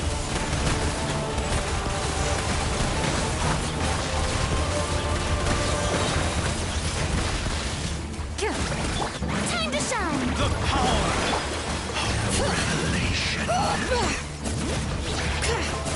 Truth shall set you free. Farewell. Here, door is opened unto you.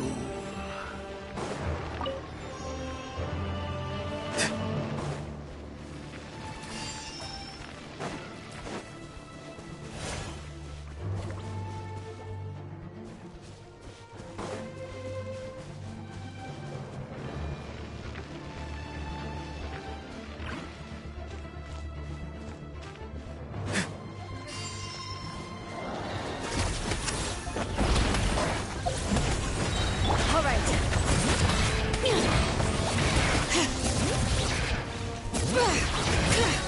Letting great names echo. Time to say hello. Strike a pose. Evil looks. Shoot on sight. Into the shadows.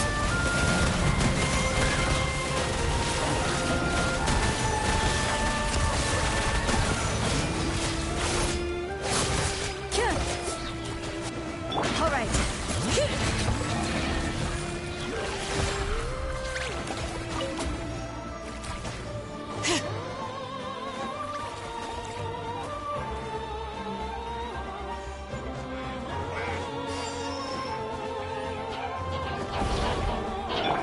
Shower me with praise. Let the world come alive. Hunt them down. Loaded. The relentless spectre that haunts us. The abyss is all present. To freeze from time, to resistance, fade.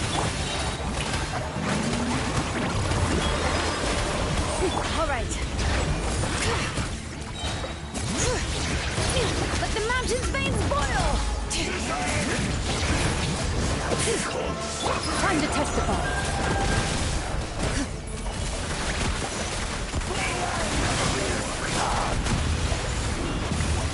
This is sheer anarchy.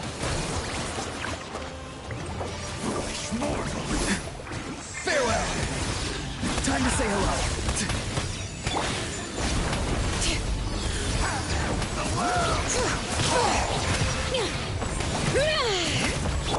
Strike a pose! Be free! The end!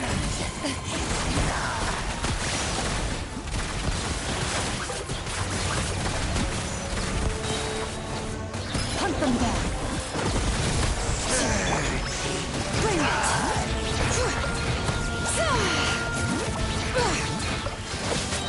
Hear the echoes of the valley. You're mine, echoing song! Shower me with praise!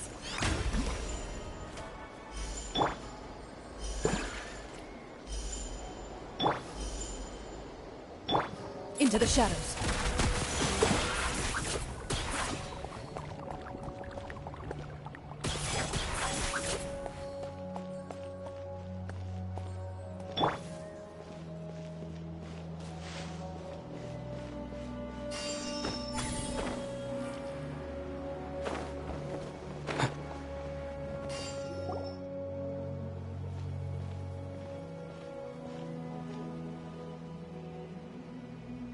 Twilight Sword Dainsleif. Is this really what you want?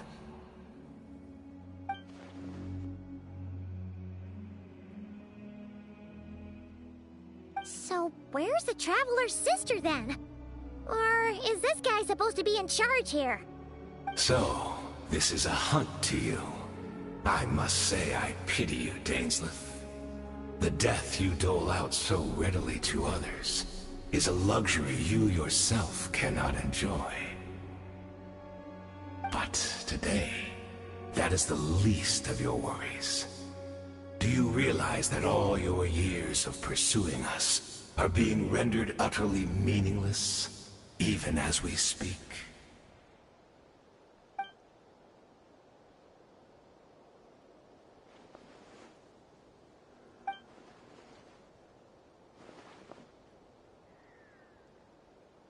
Then allow me to be frank. As far as we are concerned, our princess has already won by other means. And I do not merely mean this battle. No. Her Highness has achieved something far greater. For today, the Abyss Order's greatest wish has finally been fulfilled.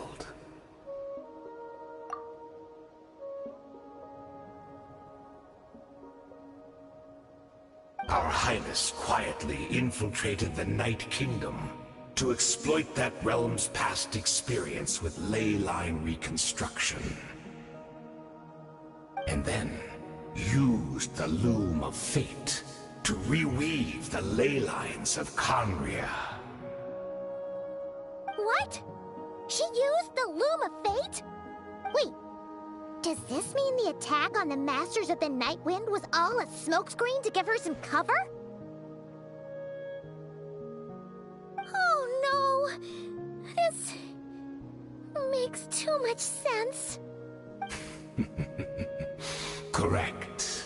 As of now, our homeland has been revived.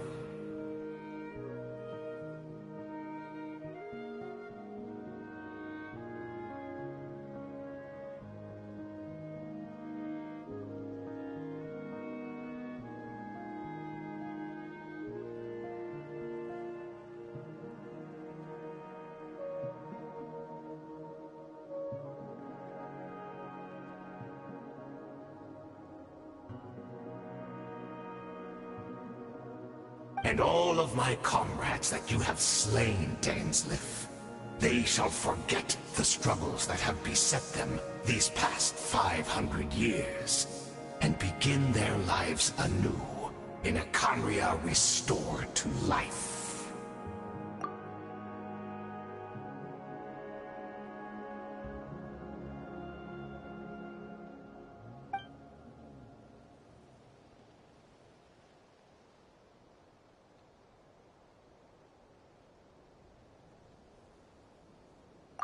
right! You still need a few steps after that, such as finding a place to host the ley lines you just re-wove. Plus, if it was really so easy, Moeka and the captain would have had a way easier time during the war.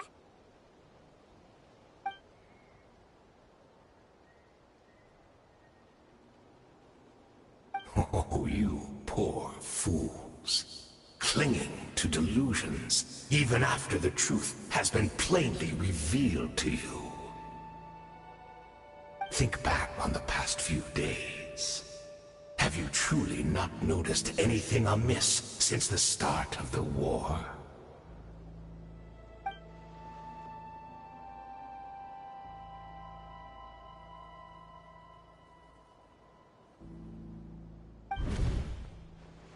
I sensed something strange in my dream.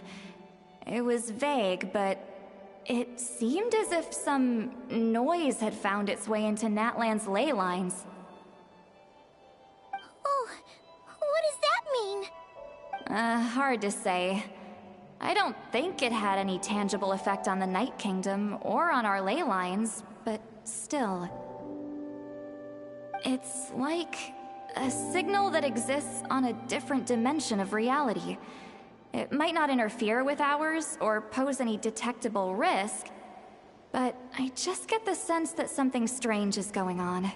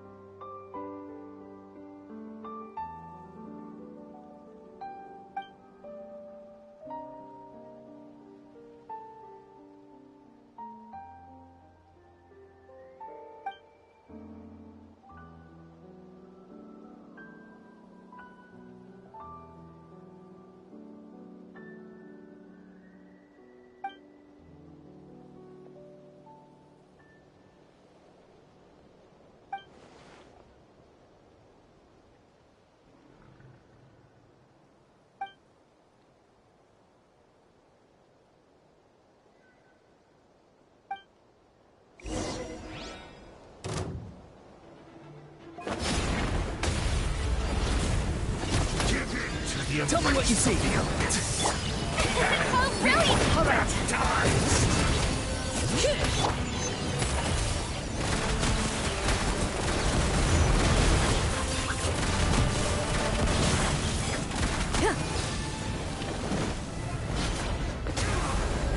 Still not All right. You haven't intended. The May I present? mission Farewell. has been fulfilled. Go. You're free now. Loaded.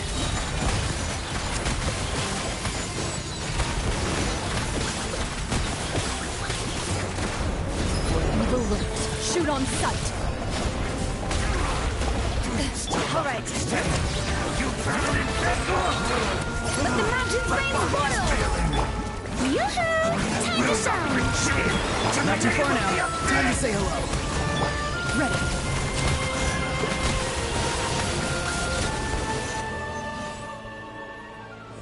That should be all of them, right? So, we've destroyed the Abyss Order's headquarters in Natlan, but somehow, that didn't feel satisfying at all. Are you still thinking about what that guy said? You look really worried.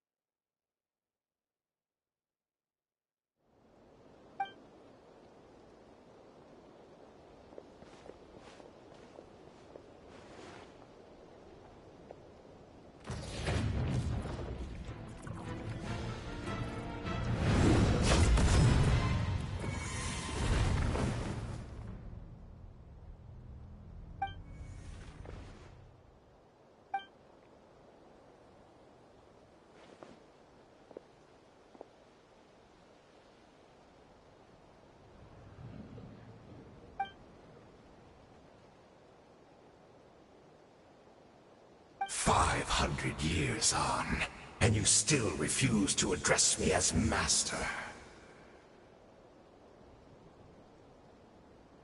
Don't forget, Dainsliff. You may be the renowned Twilight Sword, while my arm has grown too feeble to swing a blade. But I taught you everything you know about wielding a blade.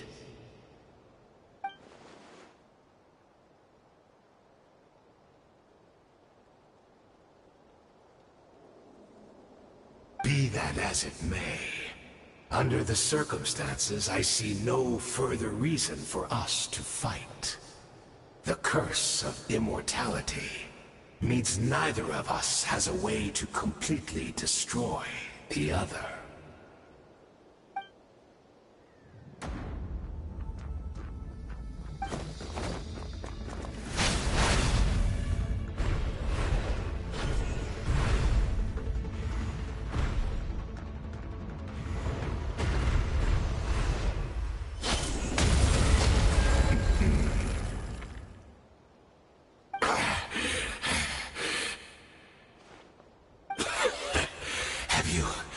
Finally had enough. You weren't joking then, huh? Never, in all my worst nightmares, have I experienced anything close to the pain of 100 deaths. Surely, there's no point taking out all your hatred on me alone.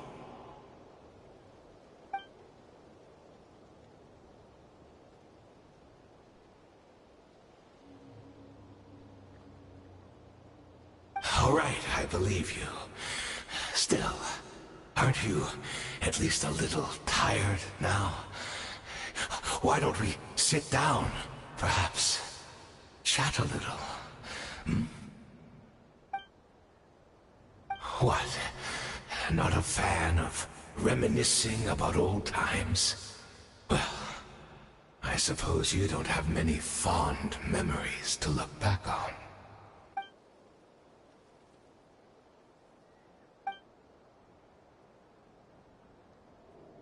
Indeed. When the cataclysm first struck, everyone prayed for the Savior to deliver them. But she was nowhere to be found. Yes, we knew that the great abyssal power within her had been divided up. Yet we still despaired at her choice to leave us.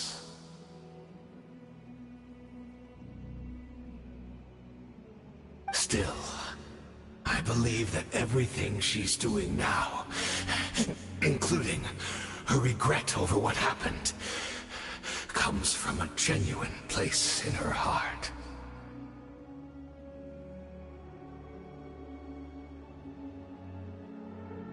And besides, who else can we place our faith in? We are proud Conrians, are we not?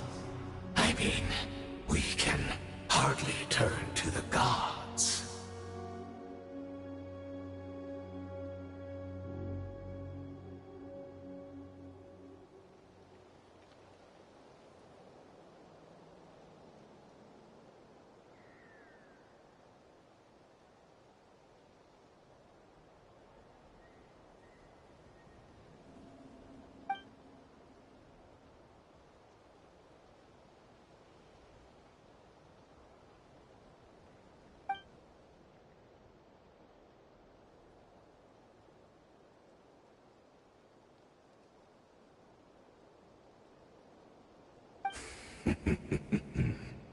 Is that so?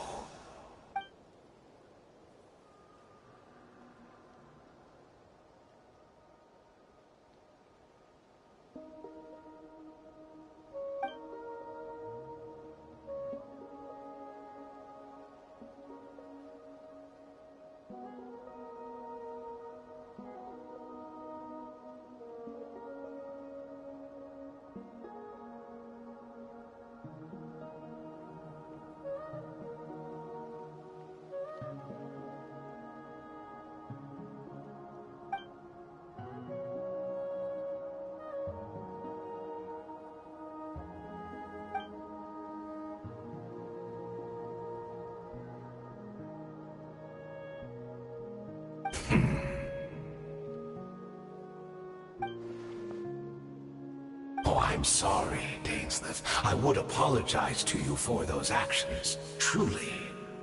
I honestly can't remember them anymore.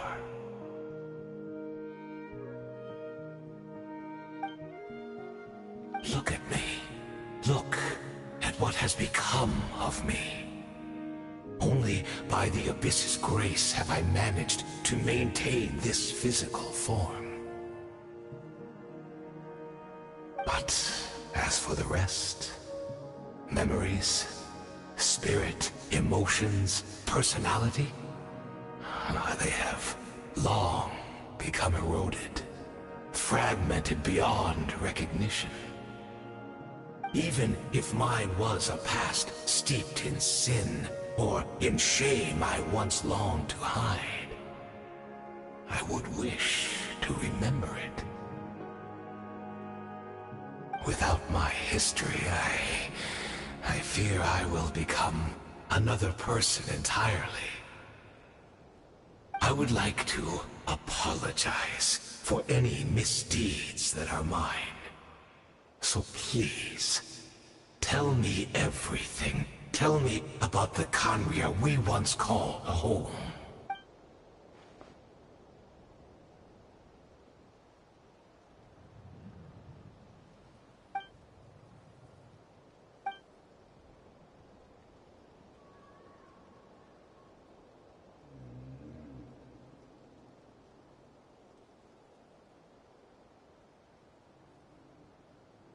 You seem to remember much.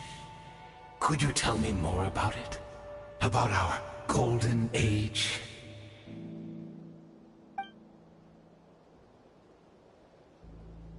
Is that so?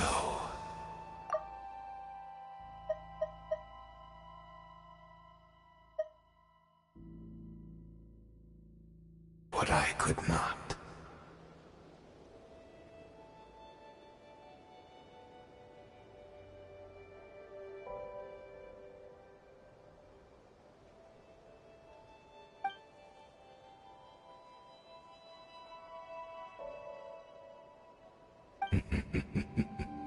I'm afraid I owe you yet another apology, Dainsleif. You were right. I lied to you earlier. Your wits are too sharp to be fooled by me. The homeland hasn't yet been revived. In fact, even the ley line weaving is not yet complete. Think of ley lines as the collection of memories concerning a given place. To reweave Khaenri'ah's ley lines as they were 500 years ago, we would somehow need to retrieve almost all the memories of Khaenri'ah from that age. The loom of fate cannot weave without an abundant supply of memories. And so, we relied on everyone in the Abyss Order to provide what they could. Even though fragments are all that remain in most cases, the more we all share, the more that can be restored.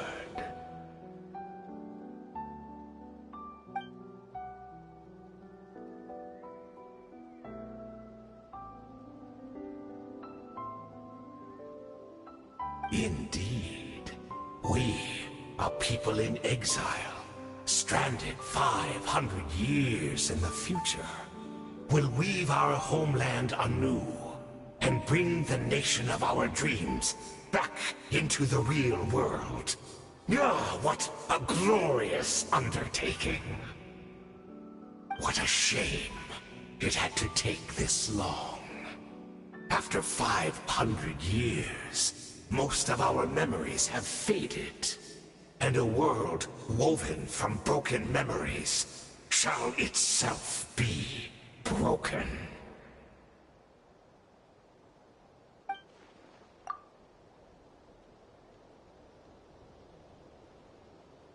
Precisely, for you possess a ring left to you by your elder brother, which continuously resets your body's condition. Of course, your memories are susceptible to erosion just like ours. But of all Conrians who remain, you are sure to remember the most. We had to obtain the memories in your mind, whatever the price. Even if it meant sacrificing our entire army as bait.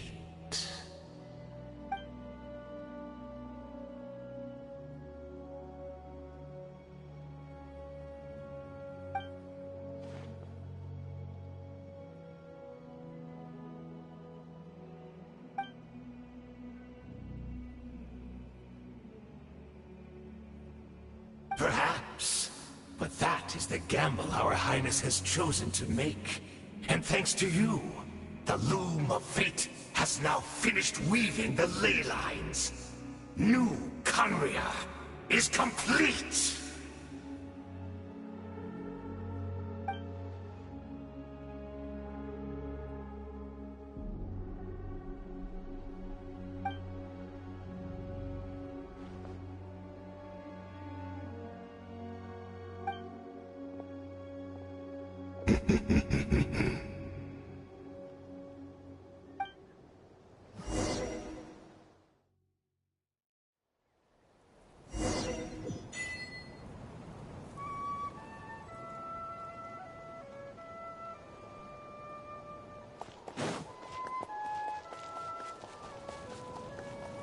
All right.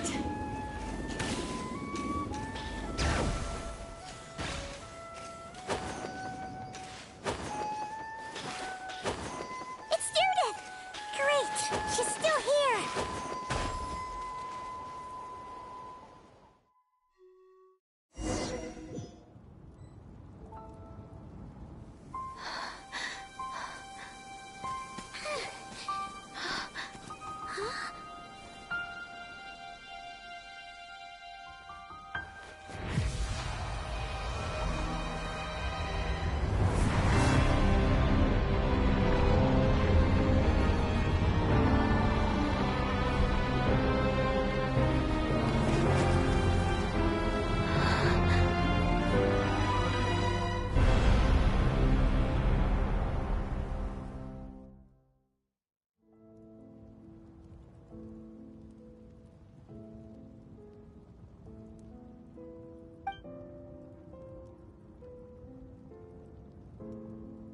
We're not from the same world, are we?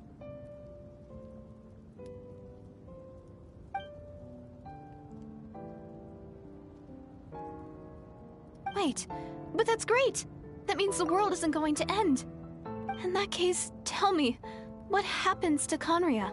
What happens to my homeland?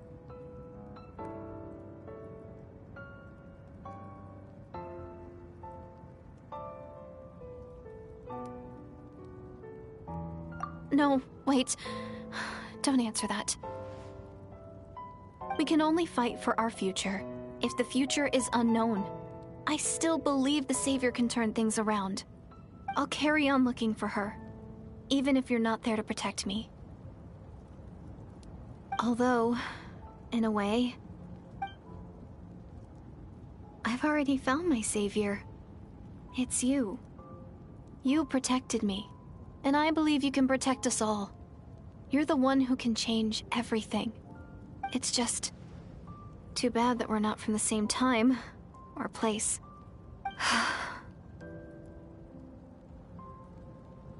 Oh, one last thing before I forget. I know how much you want to find your sister. Surely she must be desperate to find you too. So, is there anything you can give me as a memento? Proof that we met? That way when I do find her, I can convince her that you're also searching for her.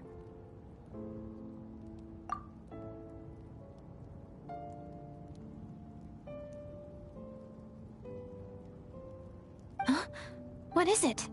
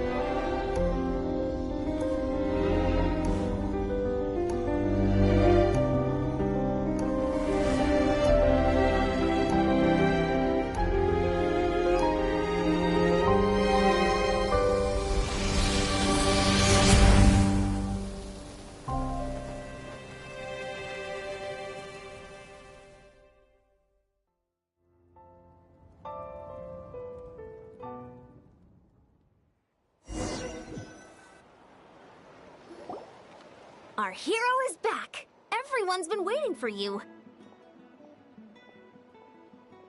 The Abyss Order made a full retreat before our forces even arrived on the scene. All thanks to your efforts, no doubt. Oh, and Mr. Dain's lifts, of course. What's wrong? You look upset. Paimon doesn't know the details either. The Traveler just disappeared after taking Deirdre's hand. It was like they got sucked into another world.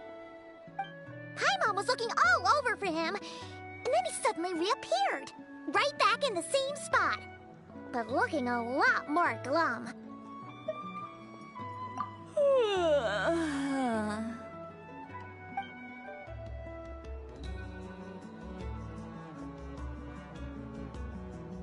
I think I got the gist of what happened.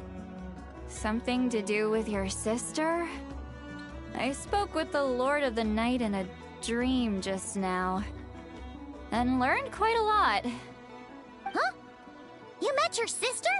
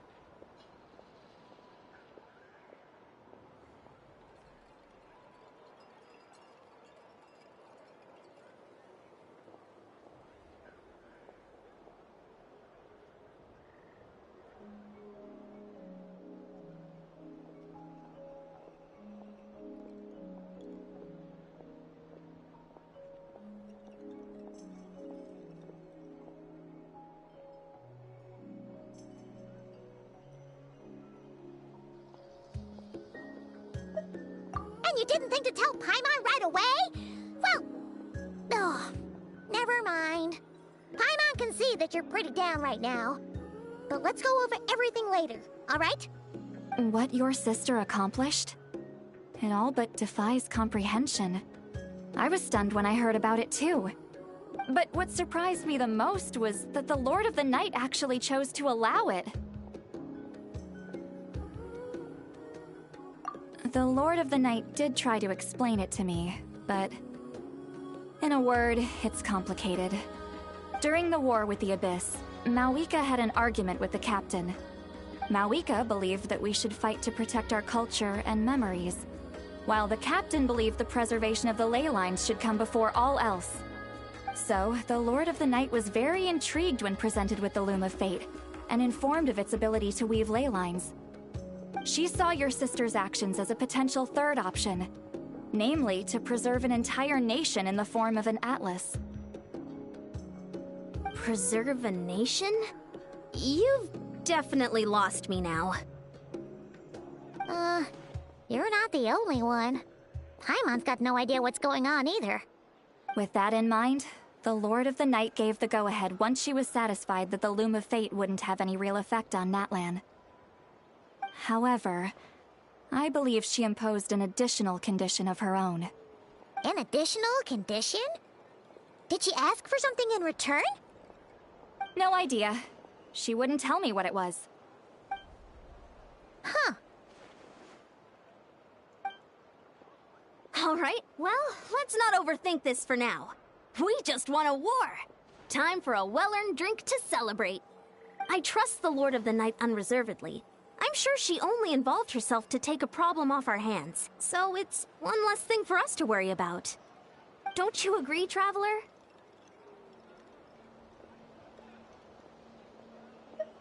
Come on, let's head back to the Collective of Plenty. Oh, Veressa should be there too. We'll treat you to a real feast.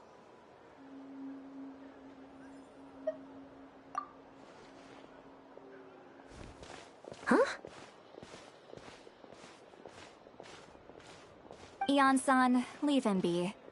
This might be hard to understand for an extrovert like you, but some people need alone time to recharge every once in a while. Traveler?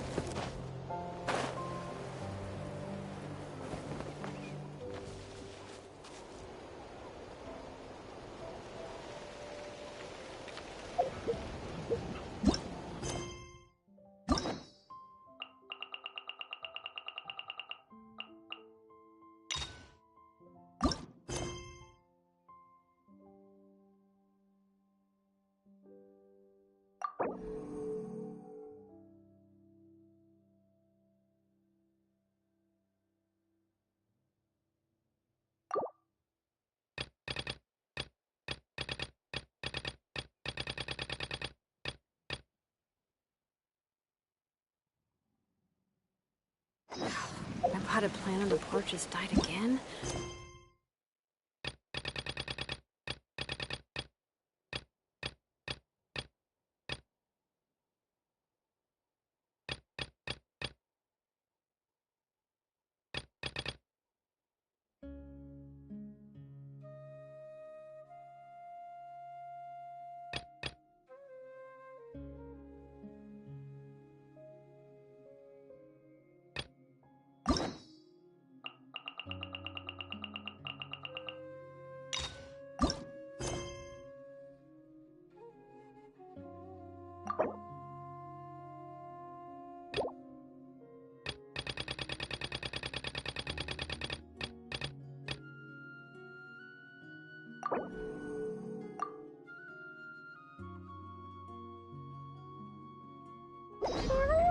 Traveler! Gee, you're like face up kitty over there. What's up with you today? You feeling okay? We've been traveling all over lately, so maybe you've come down with something. That's it. We're getting Baiju to check you over.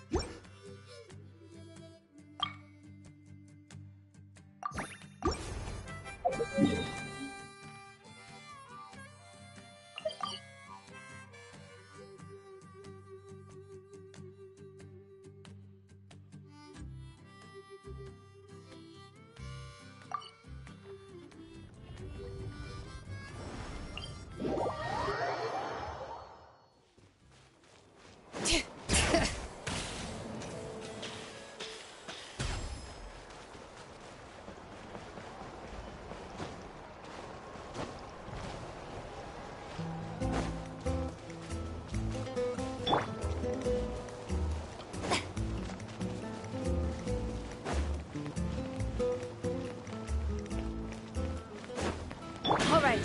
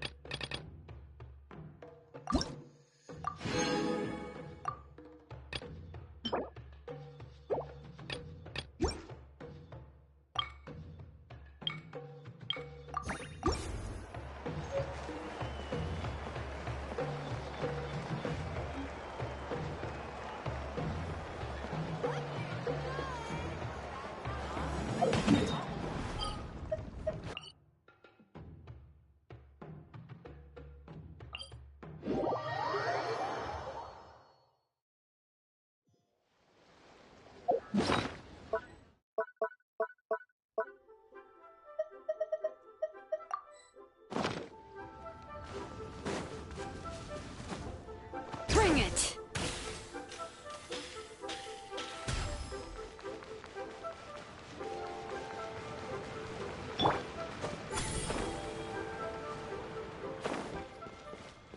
Oh. Baiju isn't in his shop. Oh, you're looking for Dr. Baiju. He's resting today, but he said to send any patients to the back room. Ah, okay. Thanks. We'll head on through.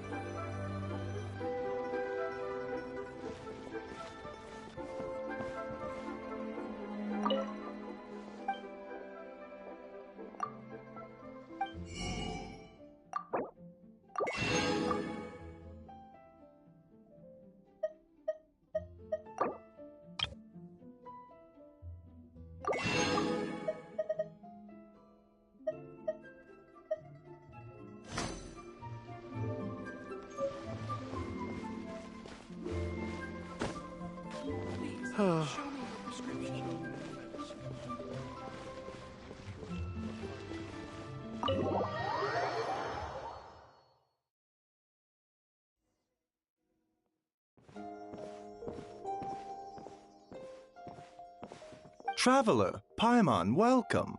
What can I do for you? It's the Traveler. He looks absolutely beat these days. He has these huge dark circles around his eye, and he keeps spacing out. You have to call his name several times before he snaps out of it.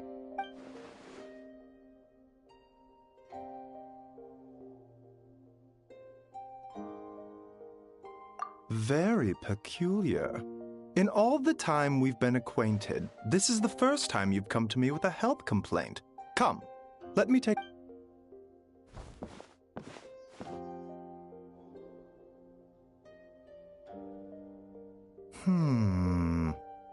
Okay, Paimon does not like that expression, Baiju. It's not serious, is it? Complexion is good, eyes are clear, breathing is steady, pulse is... Physically, you appear to be in good condition, Traveler. In theory, your energy level should reflect that. You should be feeling right as rain. Hence my concern. A clean bill of health is usually a good thing, but in this case, physical illnesses come with detectable symptoms that can be used to diagnose, medicate, and cure the condition. But afflictions of a non-physical nature, they fall outside a doctor's realm of expertise. Huh? What do you mean, non-physical nature? Curses, dark magic, it's hard to say. It could just as easily be a simple case of mental fatigue. Why don't you rest here for a bit? Whatever it is we're dealing with, clues to your condition are sure to reveal themselves in time.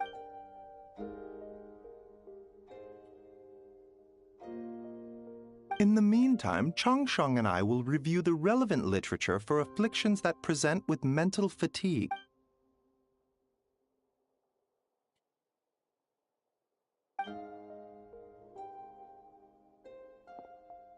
Oh, must be a rare condition if not even... Well, all we can do is take their advice. Just get some rest. Paimon will be right here by your...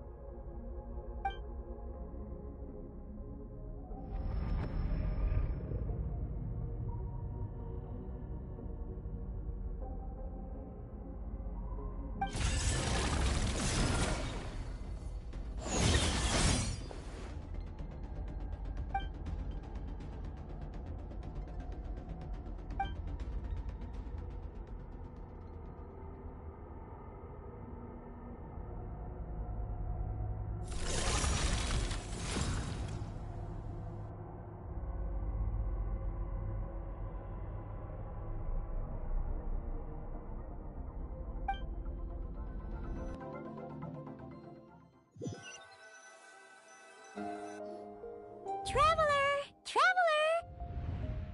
Rise and shine! Time! For once, you're making Paimon look like an early riser. It's already afternoon. Hopefully all that sleep did you some good. Feeling any... A cut? What? Did you scratch yourself in your sleep? Nope, nothing there. Okay, don't panic. Paimon heard that dreams tell us what we need by showing us the opposite. So, if you had a nightmare, maybe all you need...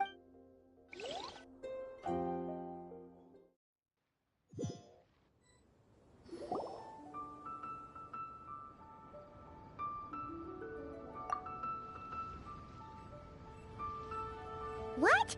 So, in this dream, you were trapped in a weird place with thick fog fog everywhere, and then a spike came out of nowhere and stabbed you in the... Oh. Okay, well, that's a new one. Are you sure it was a dream? Because from the way you describe it, but then again, you woke up right where you went to bed. And you were definitely in a deep sleep this morning. Then, it's decided. Paimon will stay up and watch over you, or... wake you up first, and then we can beat him up.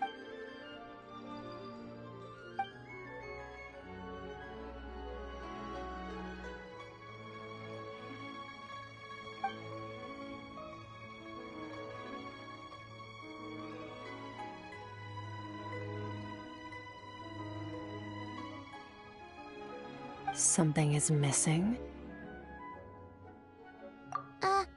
Did you just say something? The flesh remains whole, but the soul is incomplete. Left unresolved, the mind will wither away along with it. Ah! What the... Wait! Paimon remembers you! Your child's master! Orange? Right! What are you doing here? The last time we saw you was at the Primordial Sea in Fontaine, right? But then we left and never learned where you went after that. Child's been looking everywhere for you, by the way. What brings you to Wanmin Restaurant of all places? You came here looking for us? And were you the one behind that hocus pocus just now? Tell me, what is it that you saw?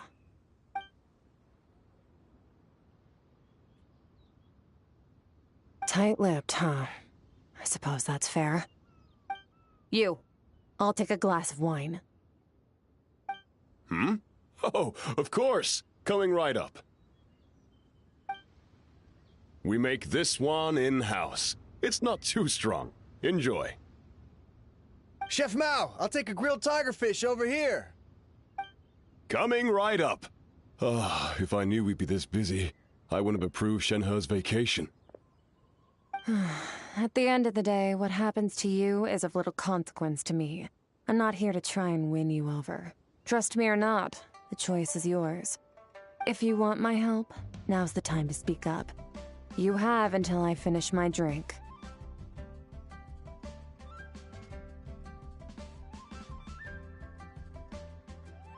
I was investigating an abyssal disturbance in the area and happened to notice you. Part of your soul is damaged, and the wound bears traces of abyssal corrosion. Need I say more? Neither of those things sound good.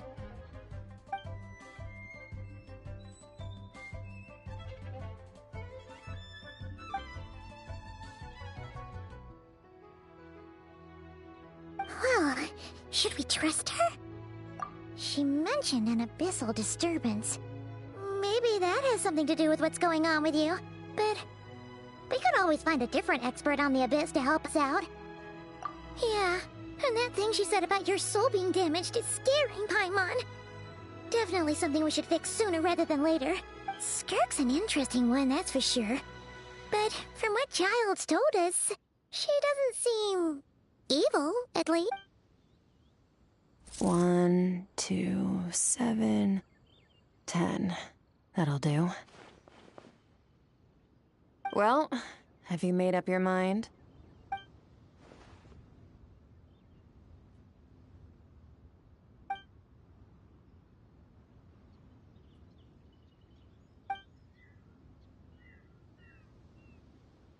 So, that's all we know, Miss Skirk. Ma'am, can you help us? So, you couldn't disperse the fog. I understand. Come find me in the Guili Plains when you're done here. Oh, and I left cash for the drink on the table. Settle the bill for me, will you? Oh, okay. Huh? She disappeared!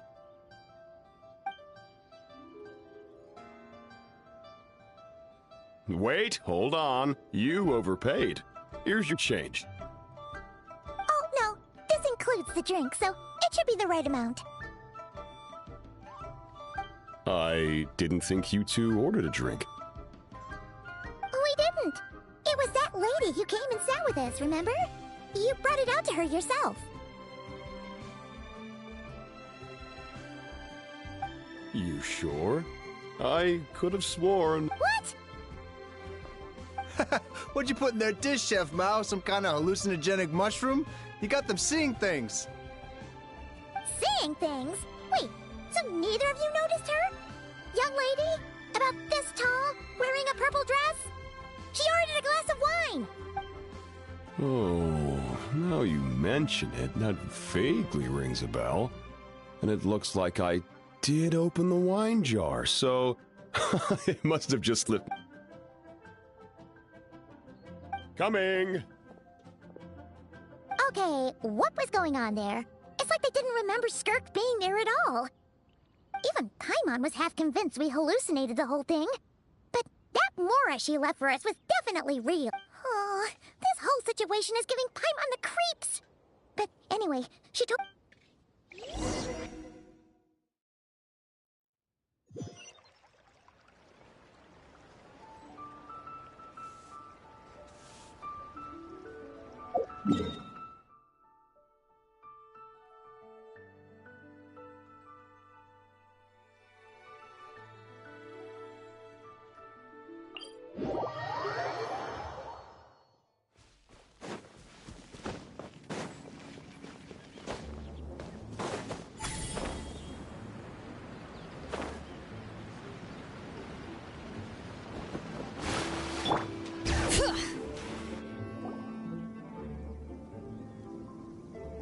Whoa, what are all these rift hounds doing here?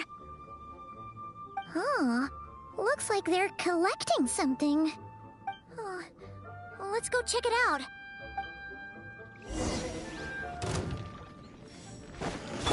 Strike a pose!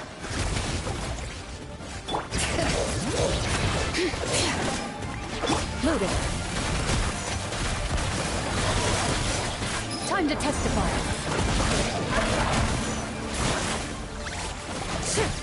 Tell me what you see.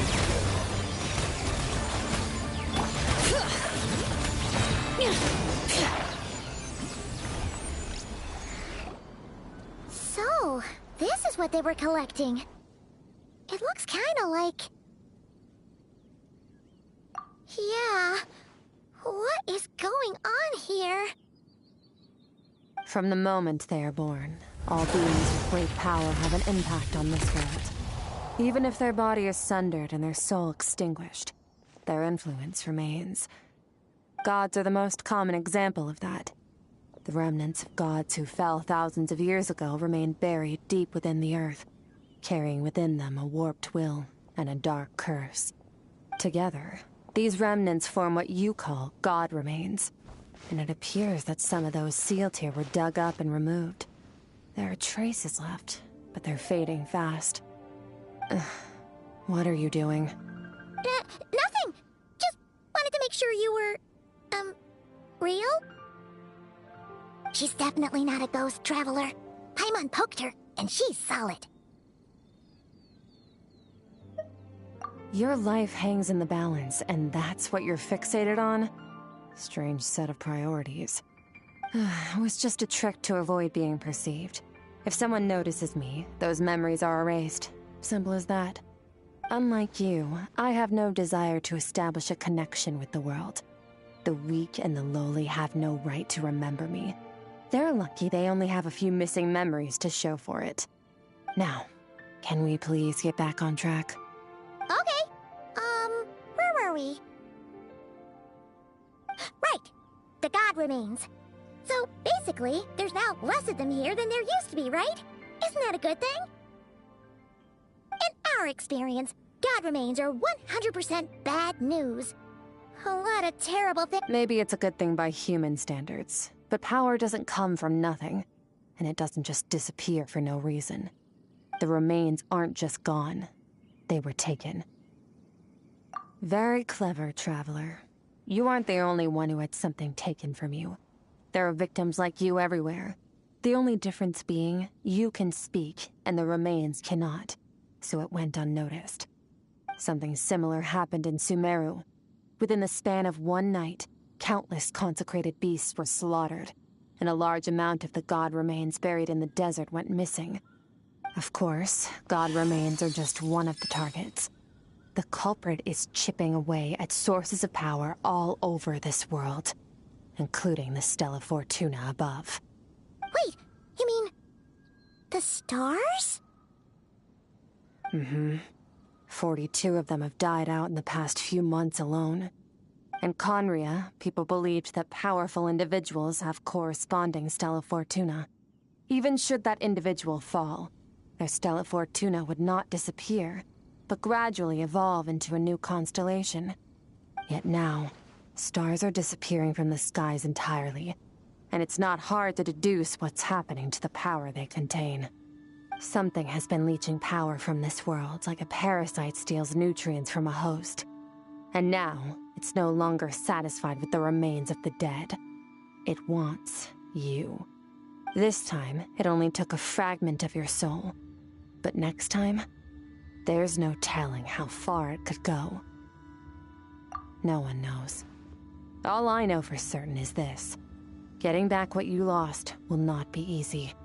Considering how much power this entity has stolen, it must be a god-level being by now at least. But that's not the real concern. Souls are fragile things, and yours could easily be crushed if you go up against it. So... We're going to help each other. You are my ticket to uncovering this thing's true identity. Well, great! You seem super strong, and you know a lot about the Abyss, so Paimon will take it. Don't get all mushy on me. All I'm doing is helping you get back to normal after a sudden crisis. And I should warn you, getting mixed up with me can have unforeseen consequences. We're on very different journeys. You don't want to be in my debt, trust me. You help me uncover the truth behind this entity, and I'll help you recover what you lost.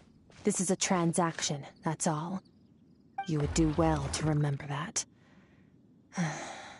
Now, come along. Yeesh!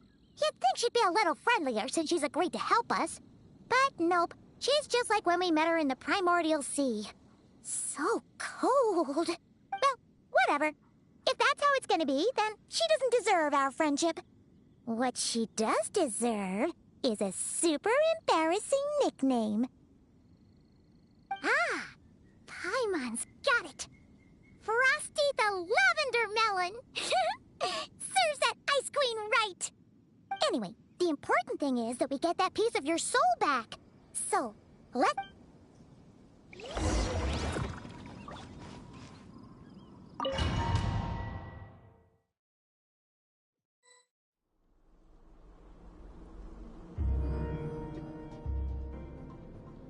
Whoa! This place is... This is where I live.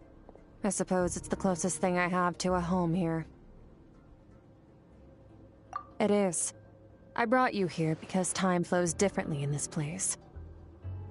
I don't know how much Ajax has told you, but when he fell into this space, I mentored him for 3 months. In that time, only 3 days passed in the outside world. Ajax? Oh, right! That's Child's real name! Yeah, Paimon remembers him mentioning something like that. So, a month here is equivalent to 1 day in the outside world? That should mean we're safe from that power-hungry soul snatcher for now, right? Yes, well, I didn't bring you here just to show you around. In the outside world, the Traveler could be attacked at any moment. But coming here has bought us quite a bit of time.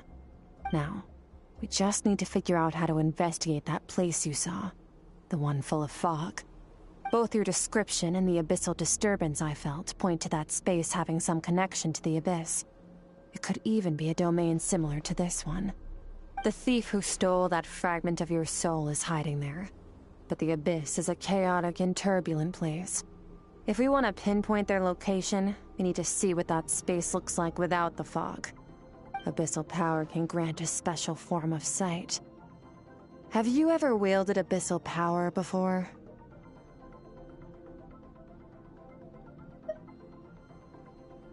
Okay. Do you plan to learn? That tracks. All the information you have suggests the Abyss is something sinister, and that abyssal power is a wild and dangerous force that always spells disaster. And you're saying that's not true? Depends on your perspective. Floods and hurricanes take countless lives too. But if one day you gain the power to control them, what was once a calamity is now just another tool in your arsenal. I'll respect your opinion, though. Just means we have to turn to the second best option. A little abyss crystal that contains my power. Wear it on your head, and we'll be able to perform dream mirroring when we fall asleep. Dream mirroring? It means experiencing whatever the other person is dreaming. Everything they see, think, and feel. Since you haven't studied the art of using abyssal power, and have no plans to jump in the deep end right now, I'll have to do the investigating for you. With dream mirroring, every time you slip into a deep sleep, I'll see with my own eyes whatever scene plays out in your mind. Then, I can guide you through the dream environment, and we'll take back what was stolen from you. Huh. You make it sound so simple. Tough to say. This is an unprecedented situation for both of us. Even assuming we do manage to find where this entity is hiding, like I said, getting your soul fragment back won't be easy. To play it safe, I need to give you some special training first. Wait, you're gonna teach him some of your martial arts? Does that mean the next time we see Child, we have to treat him like our senior? Do as you want. For my part, I don't see you as my disciples. You're already a pretty good fighter. All I'm planning to do is build on your current skills, and train you for the specific scenarios that I think we might face.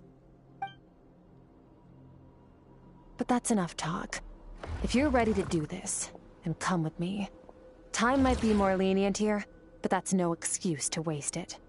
Oh, she moves fast. Paimon can hardly keep up with her. So, special training, huh? Kind of a rare opportunity. With your skills, there's not a lot of people qualified to train you.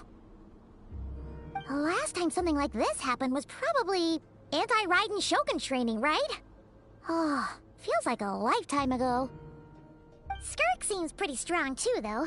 Remember how she said that the all-devouring narwhal was just her master's pet? Maybe we really will learn something here.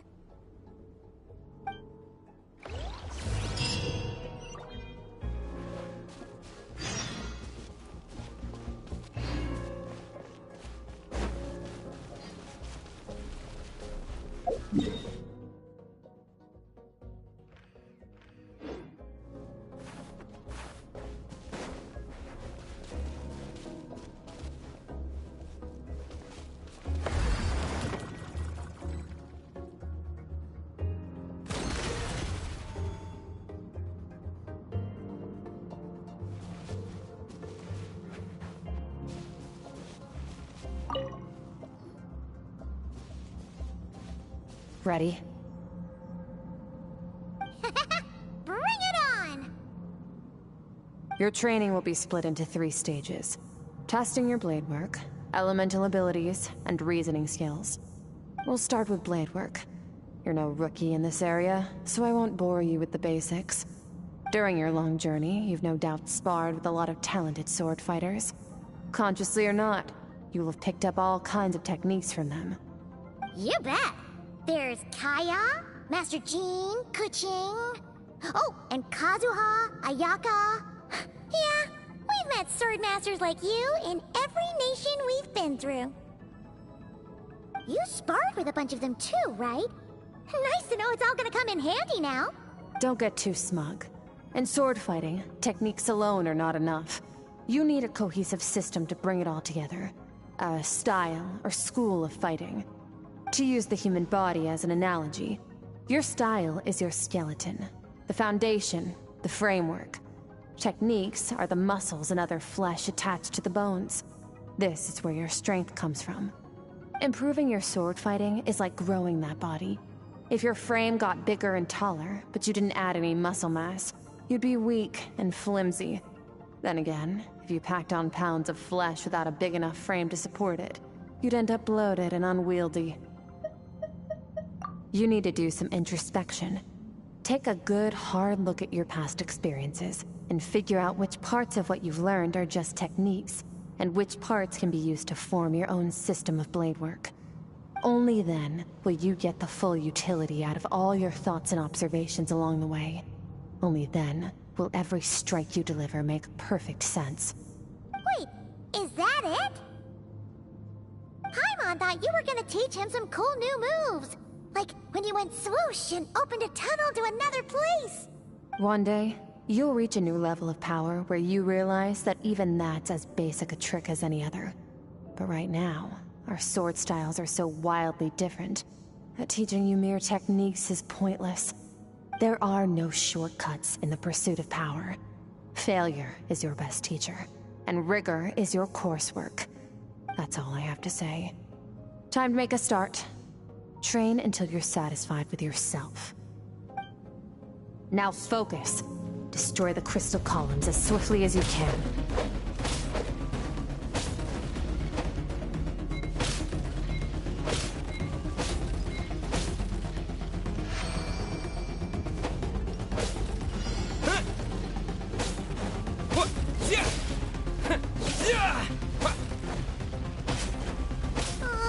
This is making Paimon's head spin. Hang in there, Traveler!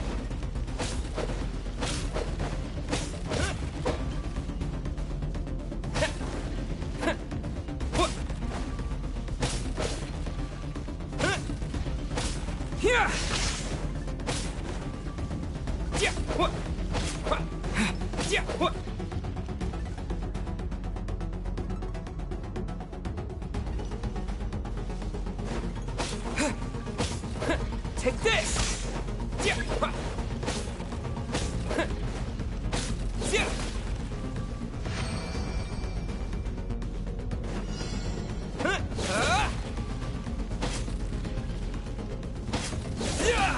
Lightning flash!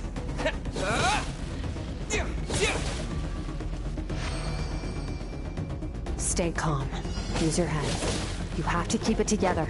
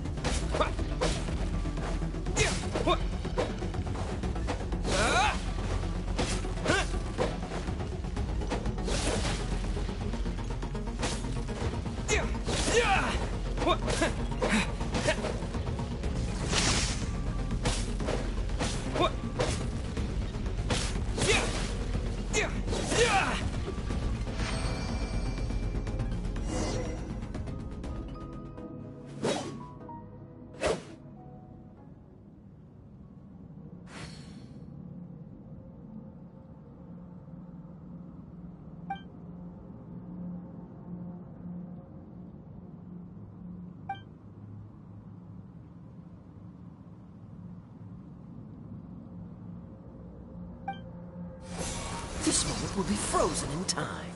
Cut to the chase. Consider a moment of true mastery that you've witnessed in another person, and ask yourself, what lies beneath the surface? What's their guiding philosophy? What's their state of mind as they maneuver their weapon? Now take that and practice it right away with speed, skill, and strength, over and over, until your hand is one with your mind.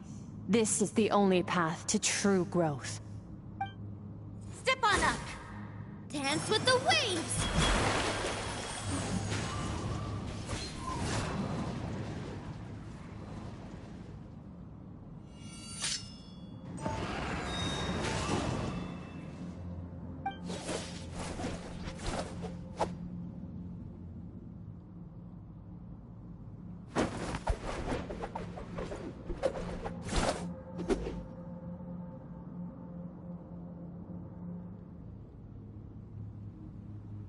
If you start to tire, empty your mind, but do not stop. Stay in that frame of mind as you keep up the fight. Get rid of all redundant movements. Imagine your sword is an extension of your own body. Wield it just as you wield your arms, hands, and fingers. 'Twas on a deserted, moonlit night that the hero approached the vile dragon's limpid lair. Ring cutter! Feathers fleeting wet, the white heron treads water, a sight without flaw. Master of Inazuma Kamisato art Tachijutsu.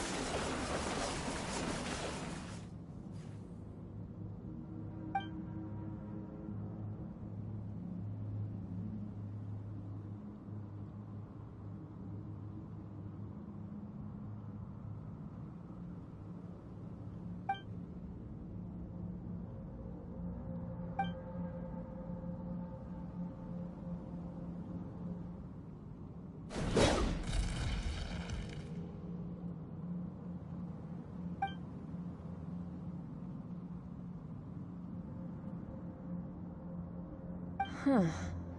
Looks like you've made some real progress. That concludes your training session. Awesome! Paimon knew you could do it! How do you feel? As you should be. Time flies when you're training hard. You've actually been going for several days now with no rest. Yeah, meanwhile Paimon's had a whole bunch of naps. But you were so focused, she didn't want to interrupt you. Go get some sleep. I'll be doing the same very soon. Let's hope you see that foggy place in your dream, so I can get this investigation over and done with.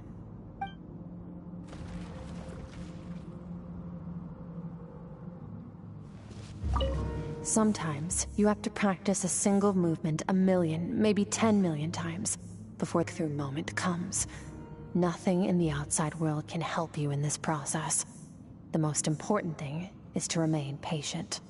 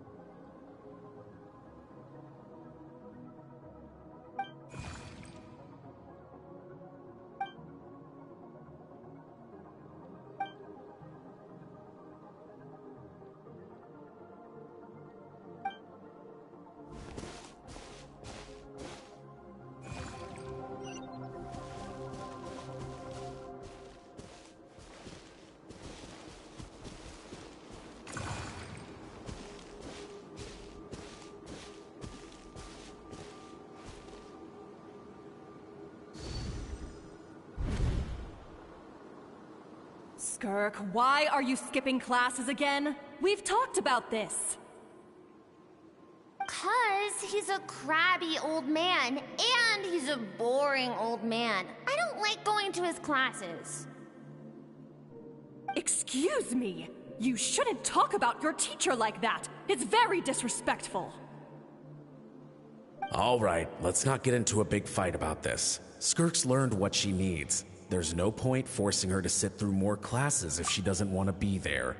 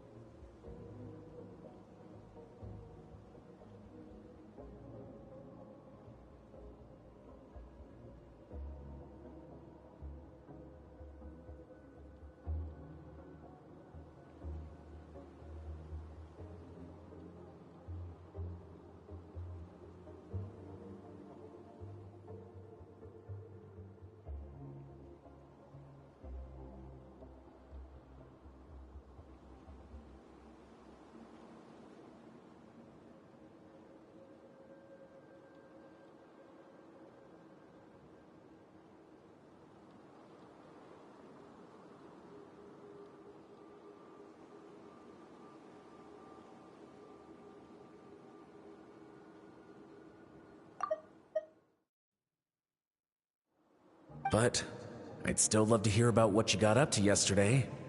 Why don't you tell your dad all about it? I went diving, and I saw this huge fish. I never knew they could get that big. It looked kind of dumb, though, with that stupid big fat head. I tried to shake its fin, but it just spat water at me. Oh, and today, I'm gonna go to that prairie up north. There's supposed to be this giant bird there that can spit fire. I bet if I climbed on its back, it could fly me all the way to the stars. Then I suppose your old dad should get one as a pet too. Otherwise, how are you gonna hear me call you for dinner up there in the stars?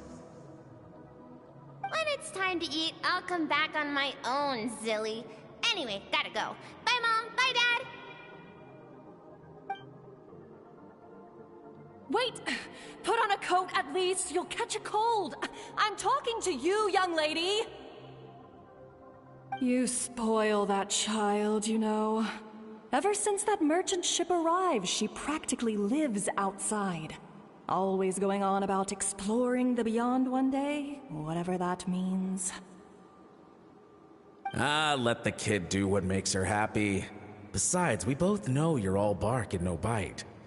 Come on, our little adventurer is gonna be hungry when she gets back. Let's get started on dinner.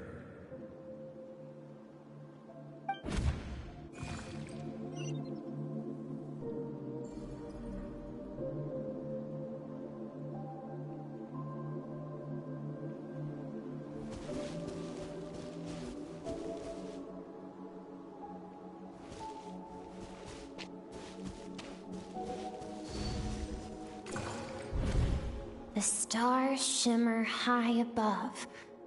But what lies beyond? beyond the stars.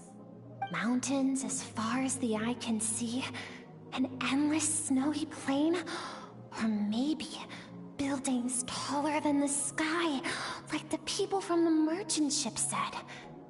I can't be the only one asking these questions. The universe is fascinating. If only I could meet some other people like me. We could set sail together and explore every corner of the world. I'm sick of being a kid. There's so many amazing things out there, and I'm ready to see them all. But for now, I'm starving. Better get back.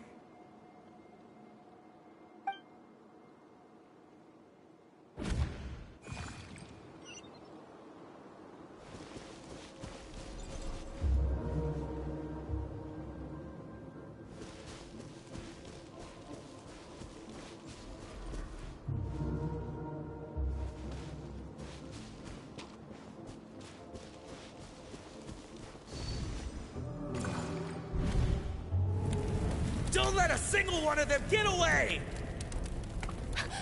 No, please, spare Why? the children! Stay back! They're coming! Run! Help! Eliminate the threat. Take them down. Don't be scared. This way! We'll never make it! Fire. There's fire everywhere. What happened? I told you we shouldn't have trusted these outsiders!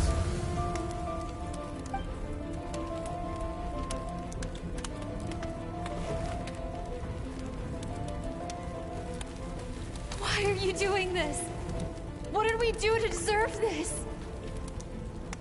We welcomed you with our finest food and drink, showed you the best our home has to offer, gifted you cloth dyed by our own hands. And this is how you treat us? Run! Save yourselves! Captain, Zone 3 is clear and we have Zone 2 surrounded. Begin extermination. Remember the orders from upper command. No one is to be left alive. Rest assured, sir. We have enough munitions to annihilate these savages and burn their entire civilization to the ground. Good. The only ones who put up a real fight are that man and his wife, correct? What's their status? We shot the man in the ankles and the wife broke her wrist attempting to fight back. They won't be doing much more fighting. They're holed up in their home for now, but they won't last long. To prevent them from making some kind of last stand, we're planning to clear out the other zones first so we can send a bigger squadron to surround them. Well, well. Turns out some of these beasts do know how to use their claws. Now the threat these savages pose will be undeniable. Let them cling to what's left of their lives for a little longer. Once the other zones are cleared, I'll cut off their heads myself.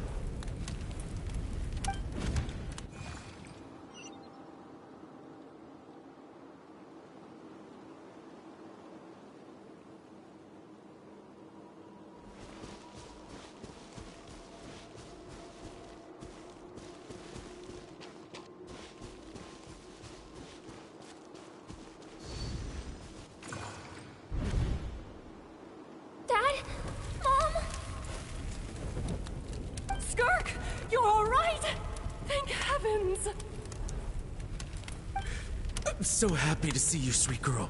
But you need to go. It isn't safe here. They'll be back any second. What happened? You're bleeding a lot. Dad? Mom?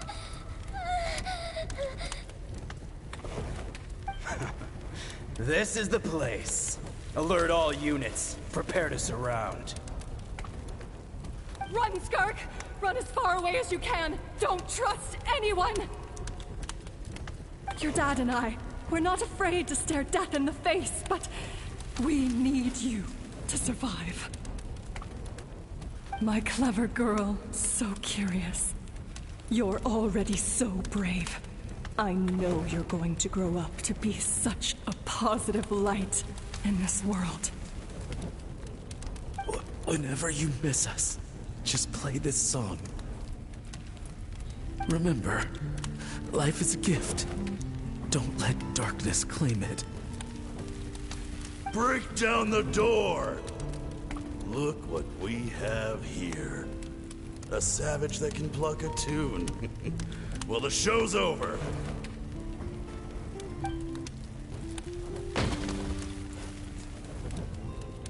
You! Stop singing! Shut it! I said shut it or I'll make you! Fine. Have it your way!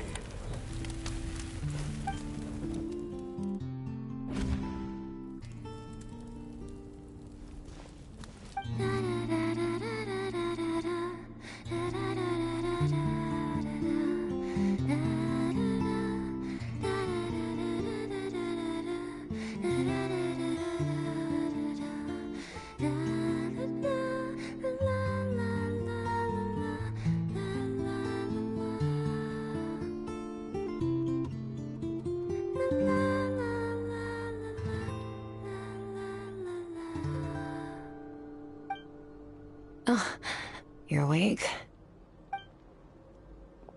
I found a few clues while you were asleep, but it's only a start. Now, time for the second stage of your training. This time, the focus is elemental energy. Come find me when you're ready to begin.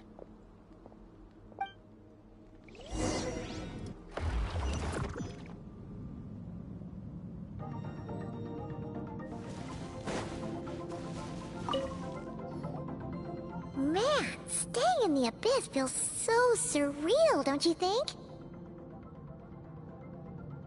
No day and no night. It's like time hardly exists. If we weren't careful to keep track, it feels like we'd have no idea how long we've even been here. Well, except for the fact that Paimon still gets hungry like clockwork. You go do your training. Paimon's gonna grab a bite.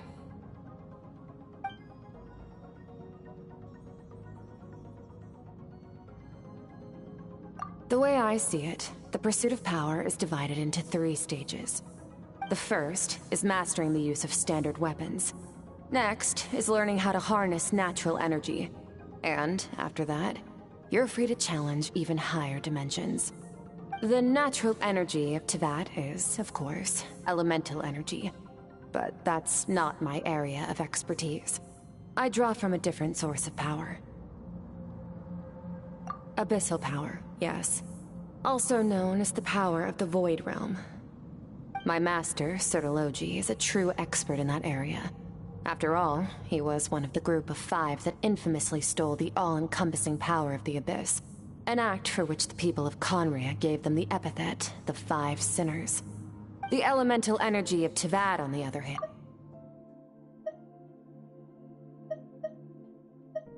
the natural energy of Teyvat is, of course, elemental energy. But that's not my area of expertise. I draw from a different source of power.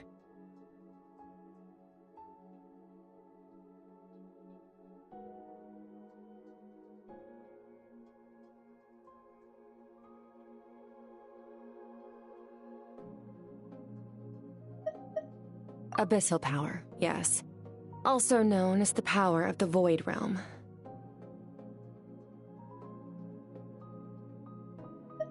My master, Sertologi, is a true expert in that area.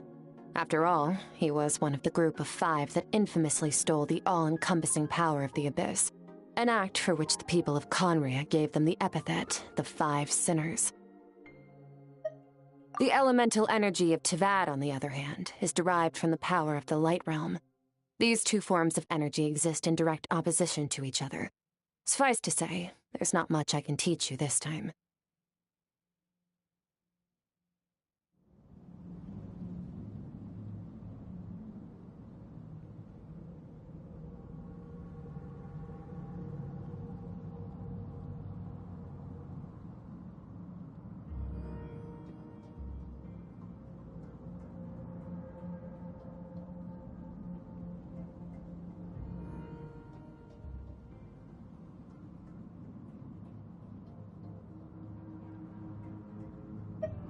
A keen observation, traveler.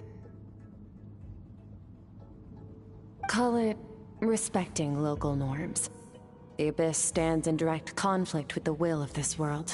So, to make my life easier, I disguise my power to make it appear cryo-like in nature. It's a technique I learned from some Conrian ruins, known as the Seven Shifting Serpent. If you ever change your mind about delving into abyssal power, I can teach it to you.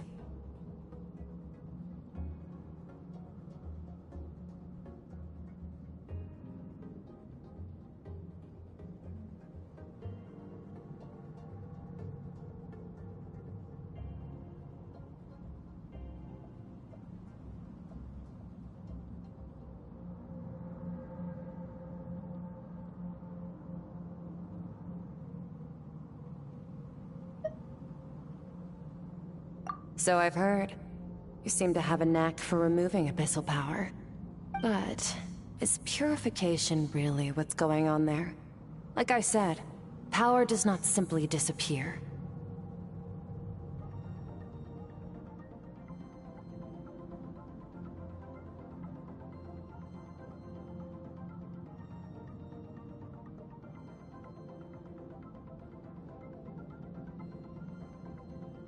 Just thinking out loud.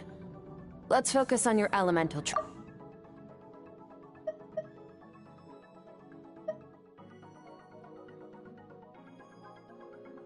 But is purification really what's going on there? Like I said, power does not simply disappear.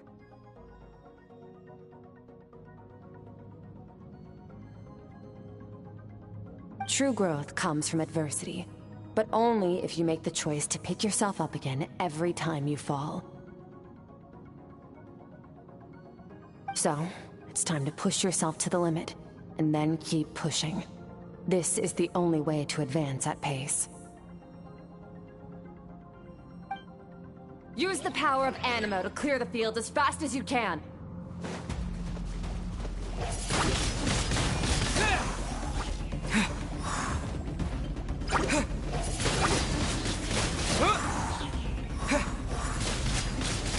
Wind blade!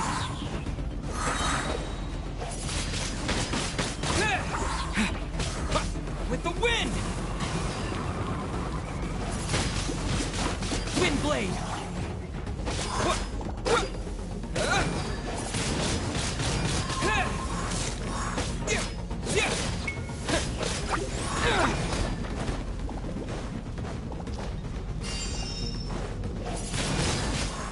Wind blade!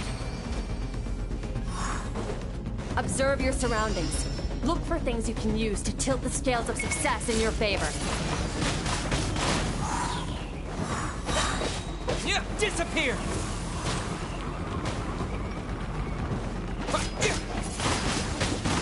Wind blade!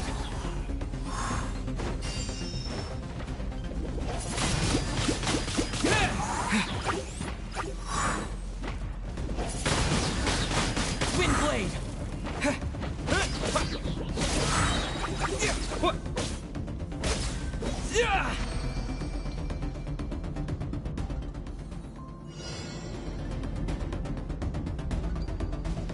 Use the power of Hydro to destroy the spikes.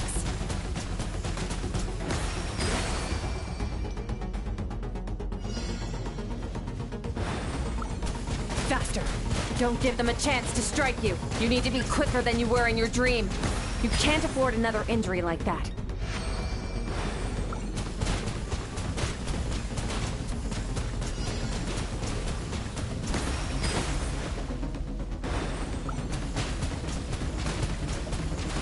Water jet!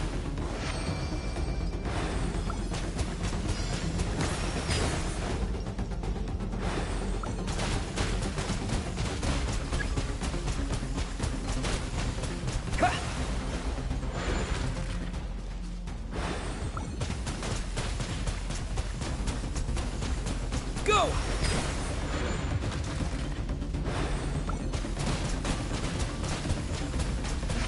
Water jet!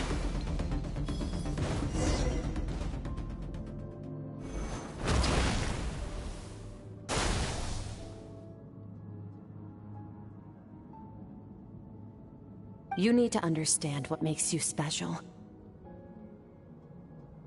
The ability to wield elemental energy without a vision and switch between the elements at will. It means your aspirations need no approval from the gods. Your power is not bound by the rules of this world. So be bold. Do not be afraid to chart your own path.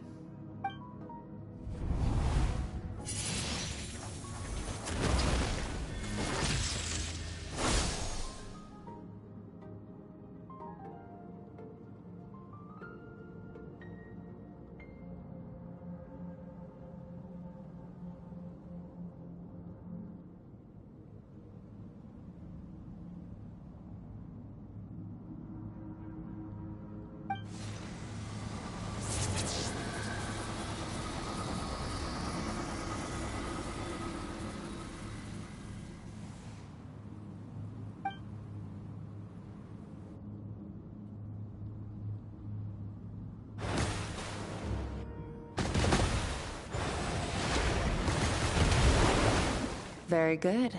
It seems you've reached a deeper level of connection with the elements.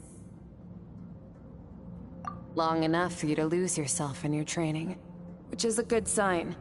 Relentless practice with the elements has drained all your strength, but it's also what allowed you to make progress.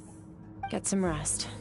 When you wake up, we'll proceed to the final stage of your training.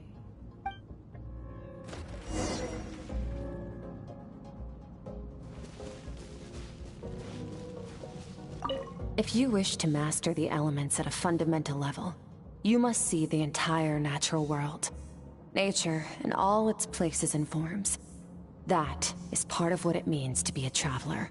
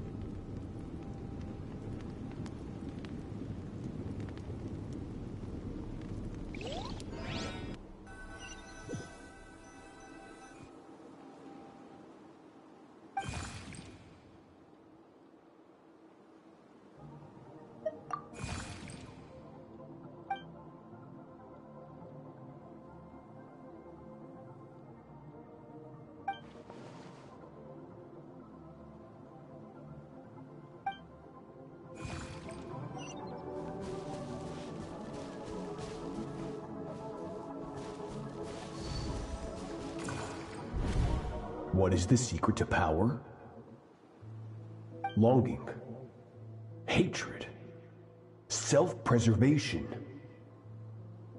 No, it is fear. The fear of losing those you love. The fear of watching your home burn. Fear of loneliness. Fear of death. Fear is the source of evolution. It forces humanity to adapt to their environment and overcome hardship. It is in the process of prevailing over our fears that we surpassed first ourselves and then the rest of the world. That fear is now part of you. It calls on you to evolve. And it is time to answer.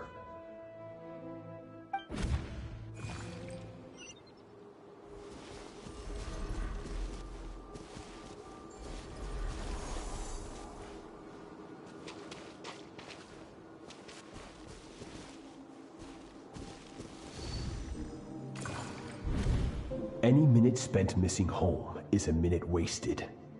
Practice your sword work instead.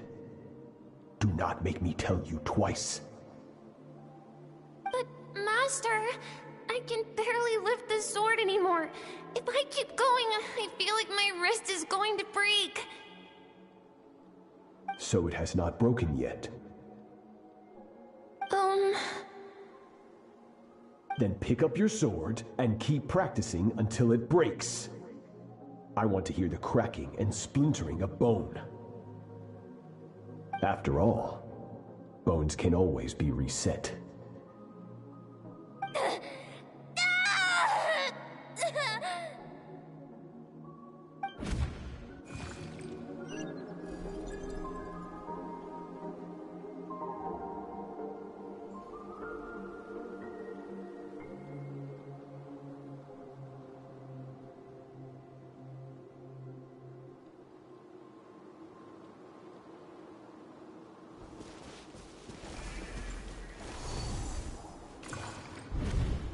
good, Skirk. Once again, you survived. How do you feel? Cold. In pain. These are signs that you are adapting to the abyss. Each time the flesh is torn and the spirit crushed, each time you claw back from the brink of death, you become stronger. I now understand why these people sought to destroy your homeland. Your potential goes beyond even what I could have anticipated.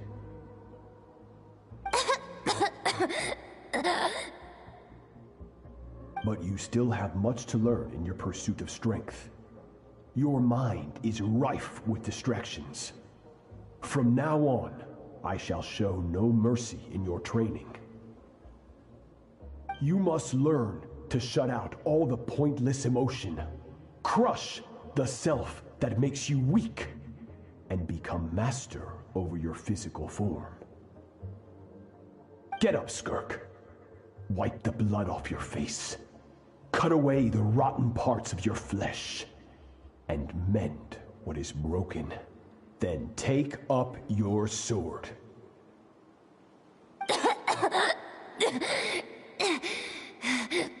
Yes, Master.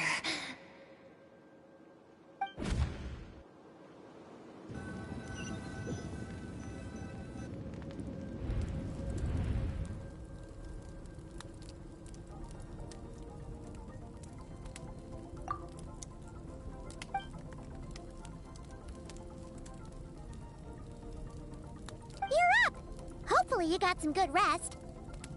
Skirk said to tell you that she's ready to start the final stage of your training whenever you are. So, want to head over now? Or did you want to wait a little?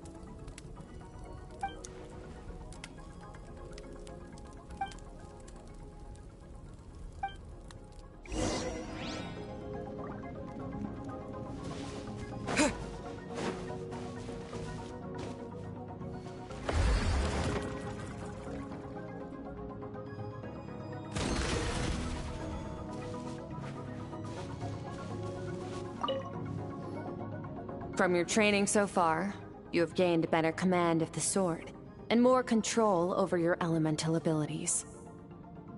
That's only part of it. Experience is the real teacher. Your journey, the friends you have made, the dangers you have faced. These have taught you more than I ever could.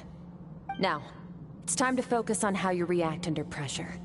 You must be able to think rationally, even in unpredictable combat situations.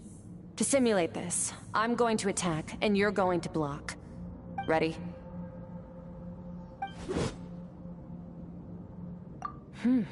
Not bad. That defensive stance looks near unbreakable. Just like your sister. That reminds me. You still don't know what happened to her, do you?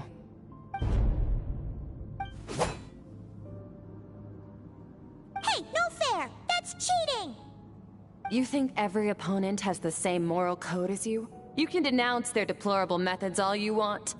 But only if you live to tell the tale. The dead don't get to complain. Strong emotions will always arise in combat. Anxiety, anger, fear. But a true warrior is never at their whim. Only when you are free from the influence of emotion can you make the right choice, no matter the situation. How amusing. Almost sounds like you think you know me. But you don't. You can choose your own path. We are not the same. Let's begin. Try to use reason over emotion. Make the most rational and advantageous decision in any given moment. This is your final training session. Look alive. Same drill as before, but this time I'm going to interfere. Hold your focus. Go!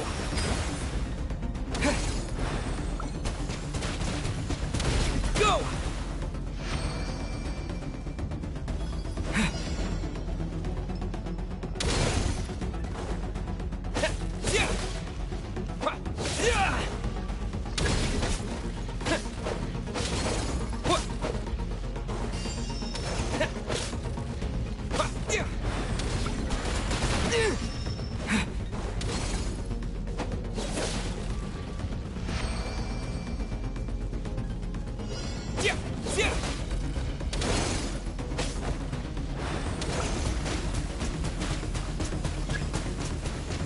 Water jet!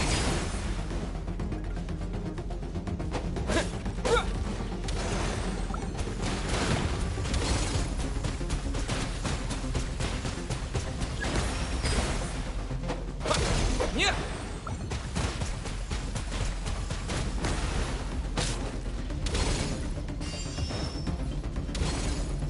What? Yeah! Yeah! Not bad. Better than I expected.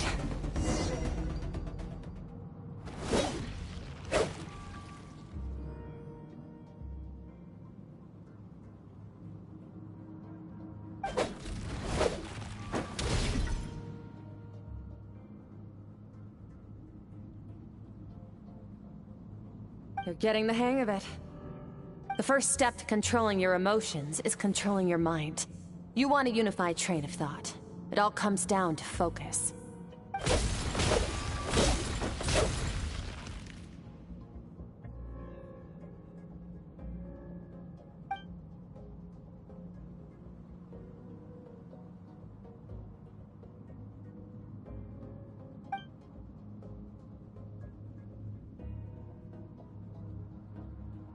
Your mind is rife with distractions.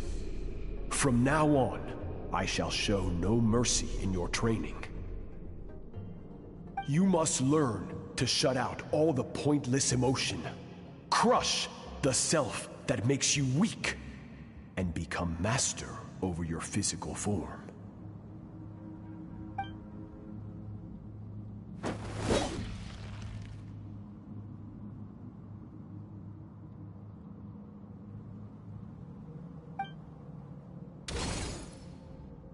Stop.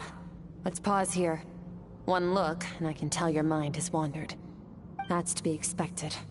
There's a limit to how long a human being can concentrate on one thing. Staying calm and focused sounds simple in theory, but in practice, it's more demanding than sword work or elemental abilities.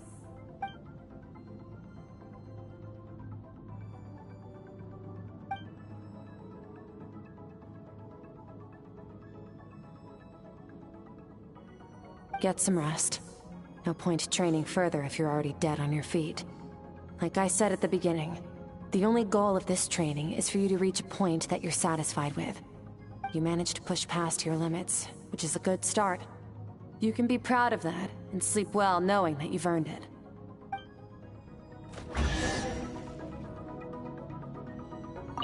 Warriors will train day and night to perfect their skills. But when the battle comes, their fate may be decided in a matter of minutes. One mistake, one moment of hesitation, and just like that, all their blood, sweat, and tears were for nothing. You need to push yourself to perfection, or you might not even live to regret it.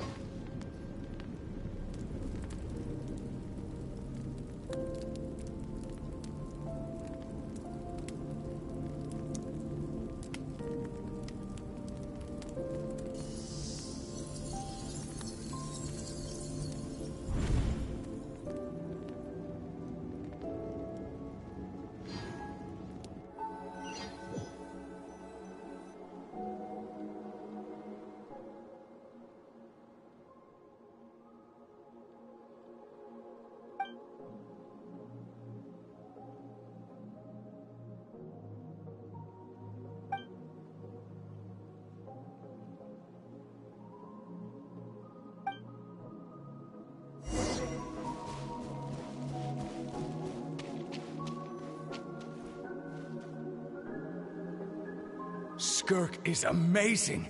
She faced down that terrifying giant and cut its head clean off. Oh, she got hurt though, didn't she? I heard it was pretty bad.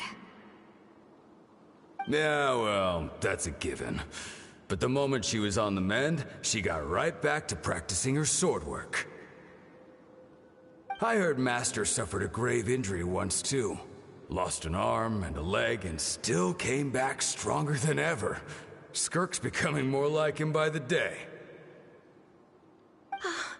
Incredible. I wonder if I'll ever reach their level. They're always so resolute, so unshakable.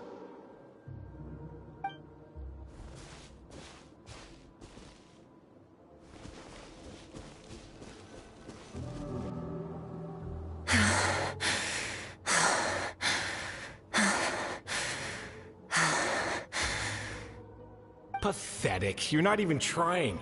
You're so much weaker than you think. Skirk, have you become a positive light in this world?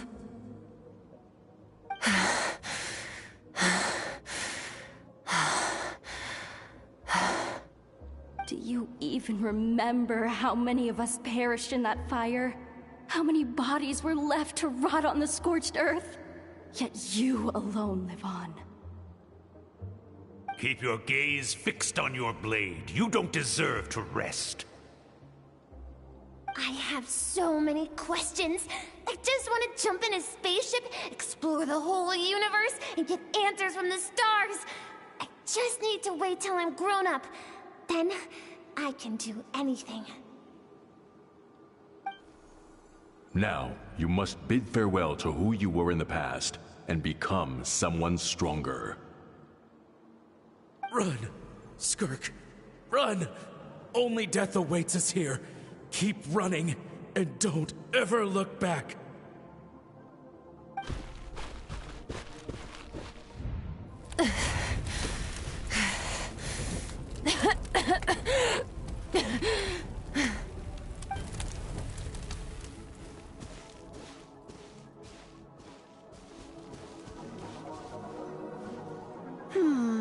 Let's see here. First things first, you need a new identity. Going around telling people you're from somewhere beyond the stars won't do, now will it? How about saying you hail from beneath the earth instead? As the Conrian saying goes, venturing out into the universe and down into the abyss are the same in that both are braving the dark unknown. Well, I'm a visitor on this planet, so I'll follow the rules. Ah, splendid. That saves me quite a bit of trouble. Let me offer you a piece of advice in return, although it might not be what you want to hear. I know the pursuit of strength is important to you, but taking a moment for yourself every once in a while is never a bad idea. Ignore her existence for too long, and there will come a day when you can no longer hear her voice.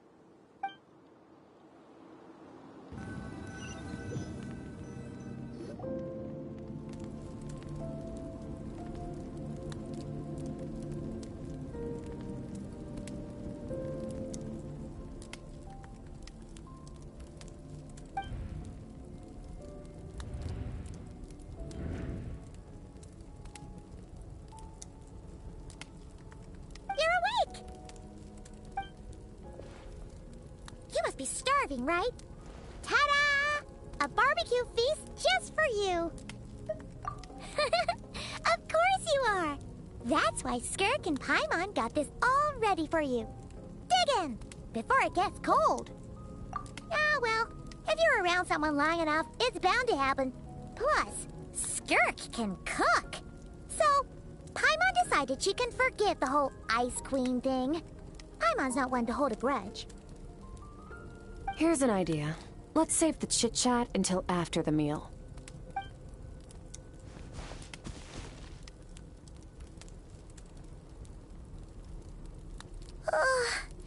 So full. Okay, it's Paimon's turn.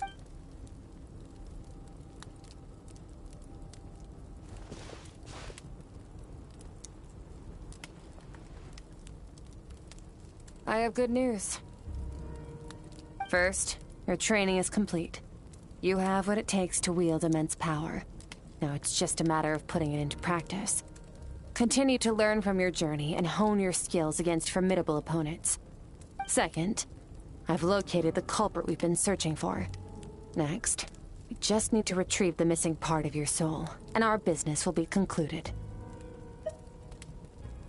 When Ajax trained with me, He once told me he was bursting with questions. So I allowed him to ask me 3 of them before he left. You and I may never meet again, Traveler. So if there's anything you want to ask me, now's your opportunity. Just like Ajax, I'll answer 3 of your questions.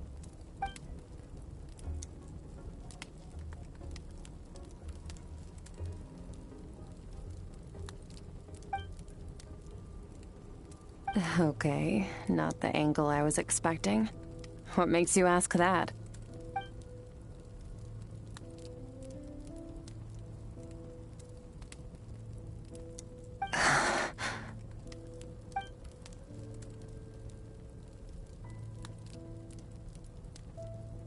I knew that was a possible side effect. Closed off my mind to you for that exact reason. Even with the dream mirroring, you should have seen nothing but endless...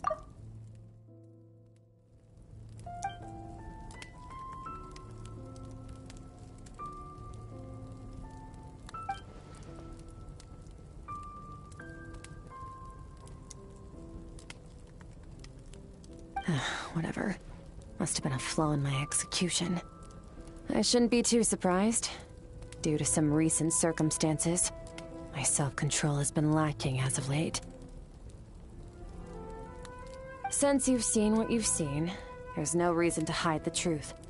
All I ask is that you keep it a secret. No, I'm not from Teyvat. I'm from a different planet. And there was a time when I journeyed through the stars. A lot like you in some ways.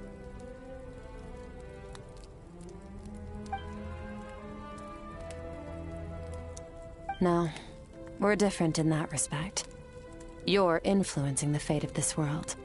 But me, I'm just passing through. Several hundred years ago, my master, Sertologi, opened the border between worlds and sent me here.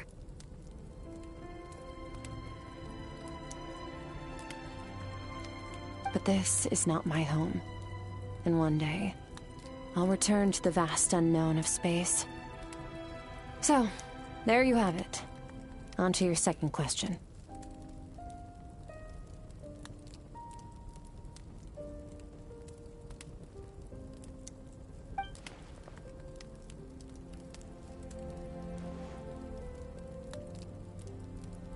To become stronger.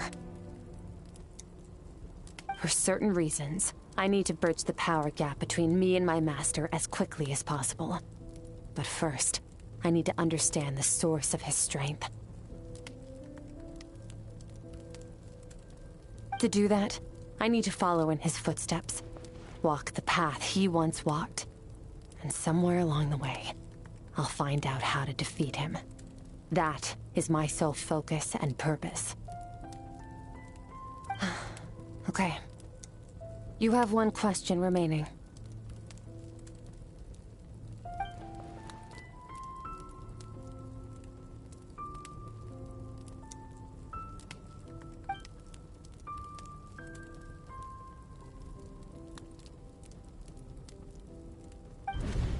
You make it sound so easy. Ever since the incident I experienced there, I've never stopped searching for Master Skirk and that unknown abyss. But it's been years now, and I've still found nothing.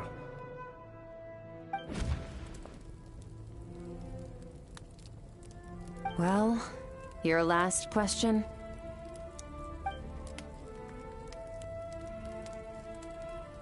Ajax. His situation is different than yours. Before you ever crossed paths with me, you'd already encountered many formidable people, studied their techniques, and developed your own skill set. So, during your training, all I had to do was build upon that foundation. But Ajax was so young when he came to me. A complete blank canvas. Children can't help but imitate their role models. In the long run, that would only hinder his growth. Once Ajax has enough strength in his own right, I will allow us to meet again. Until then, let that motivate him to reach his full potential.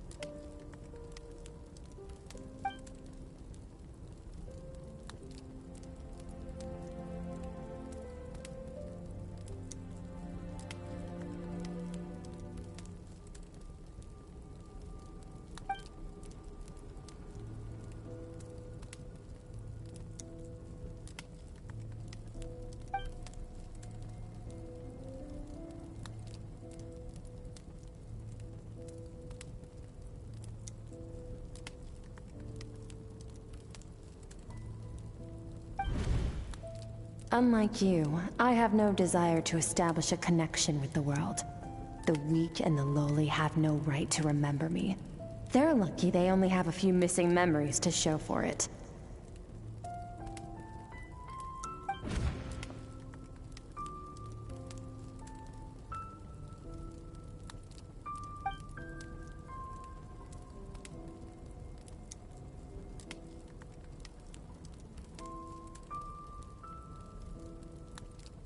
Wake up your companion. It's time to go. Oh, and everything I just told you. Best keep it a secret from her as well.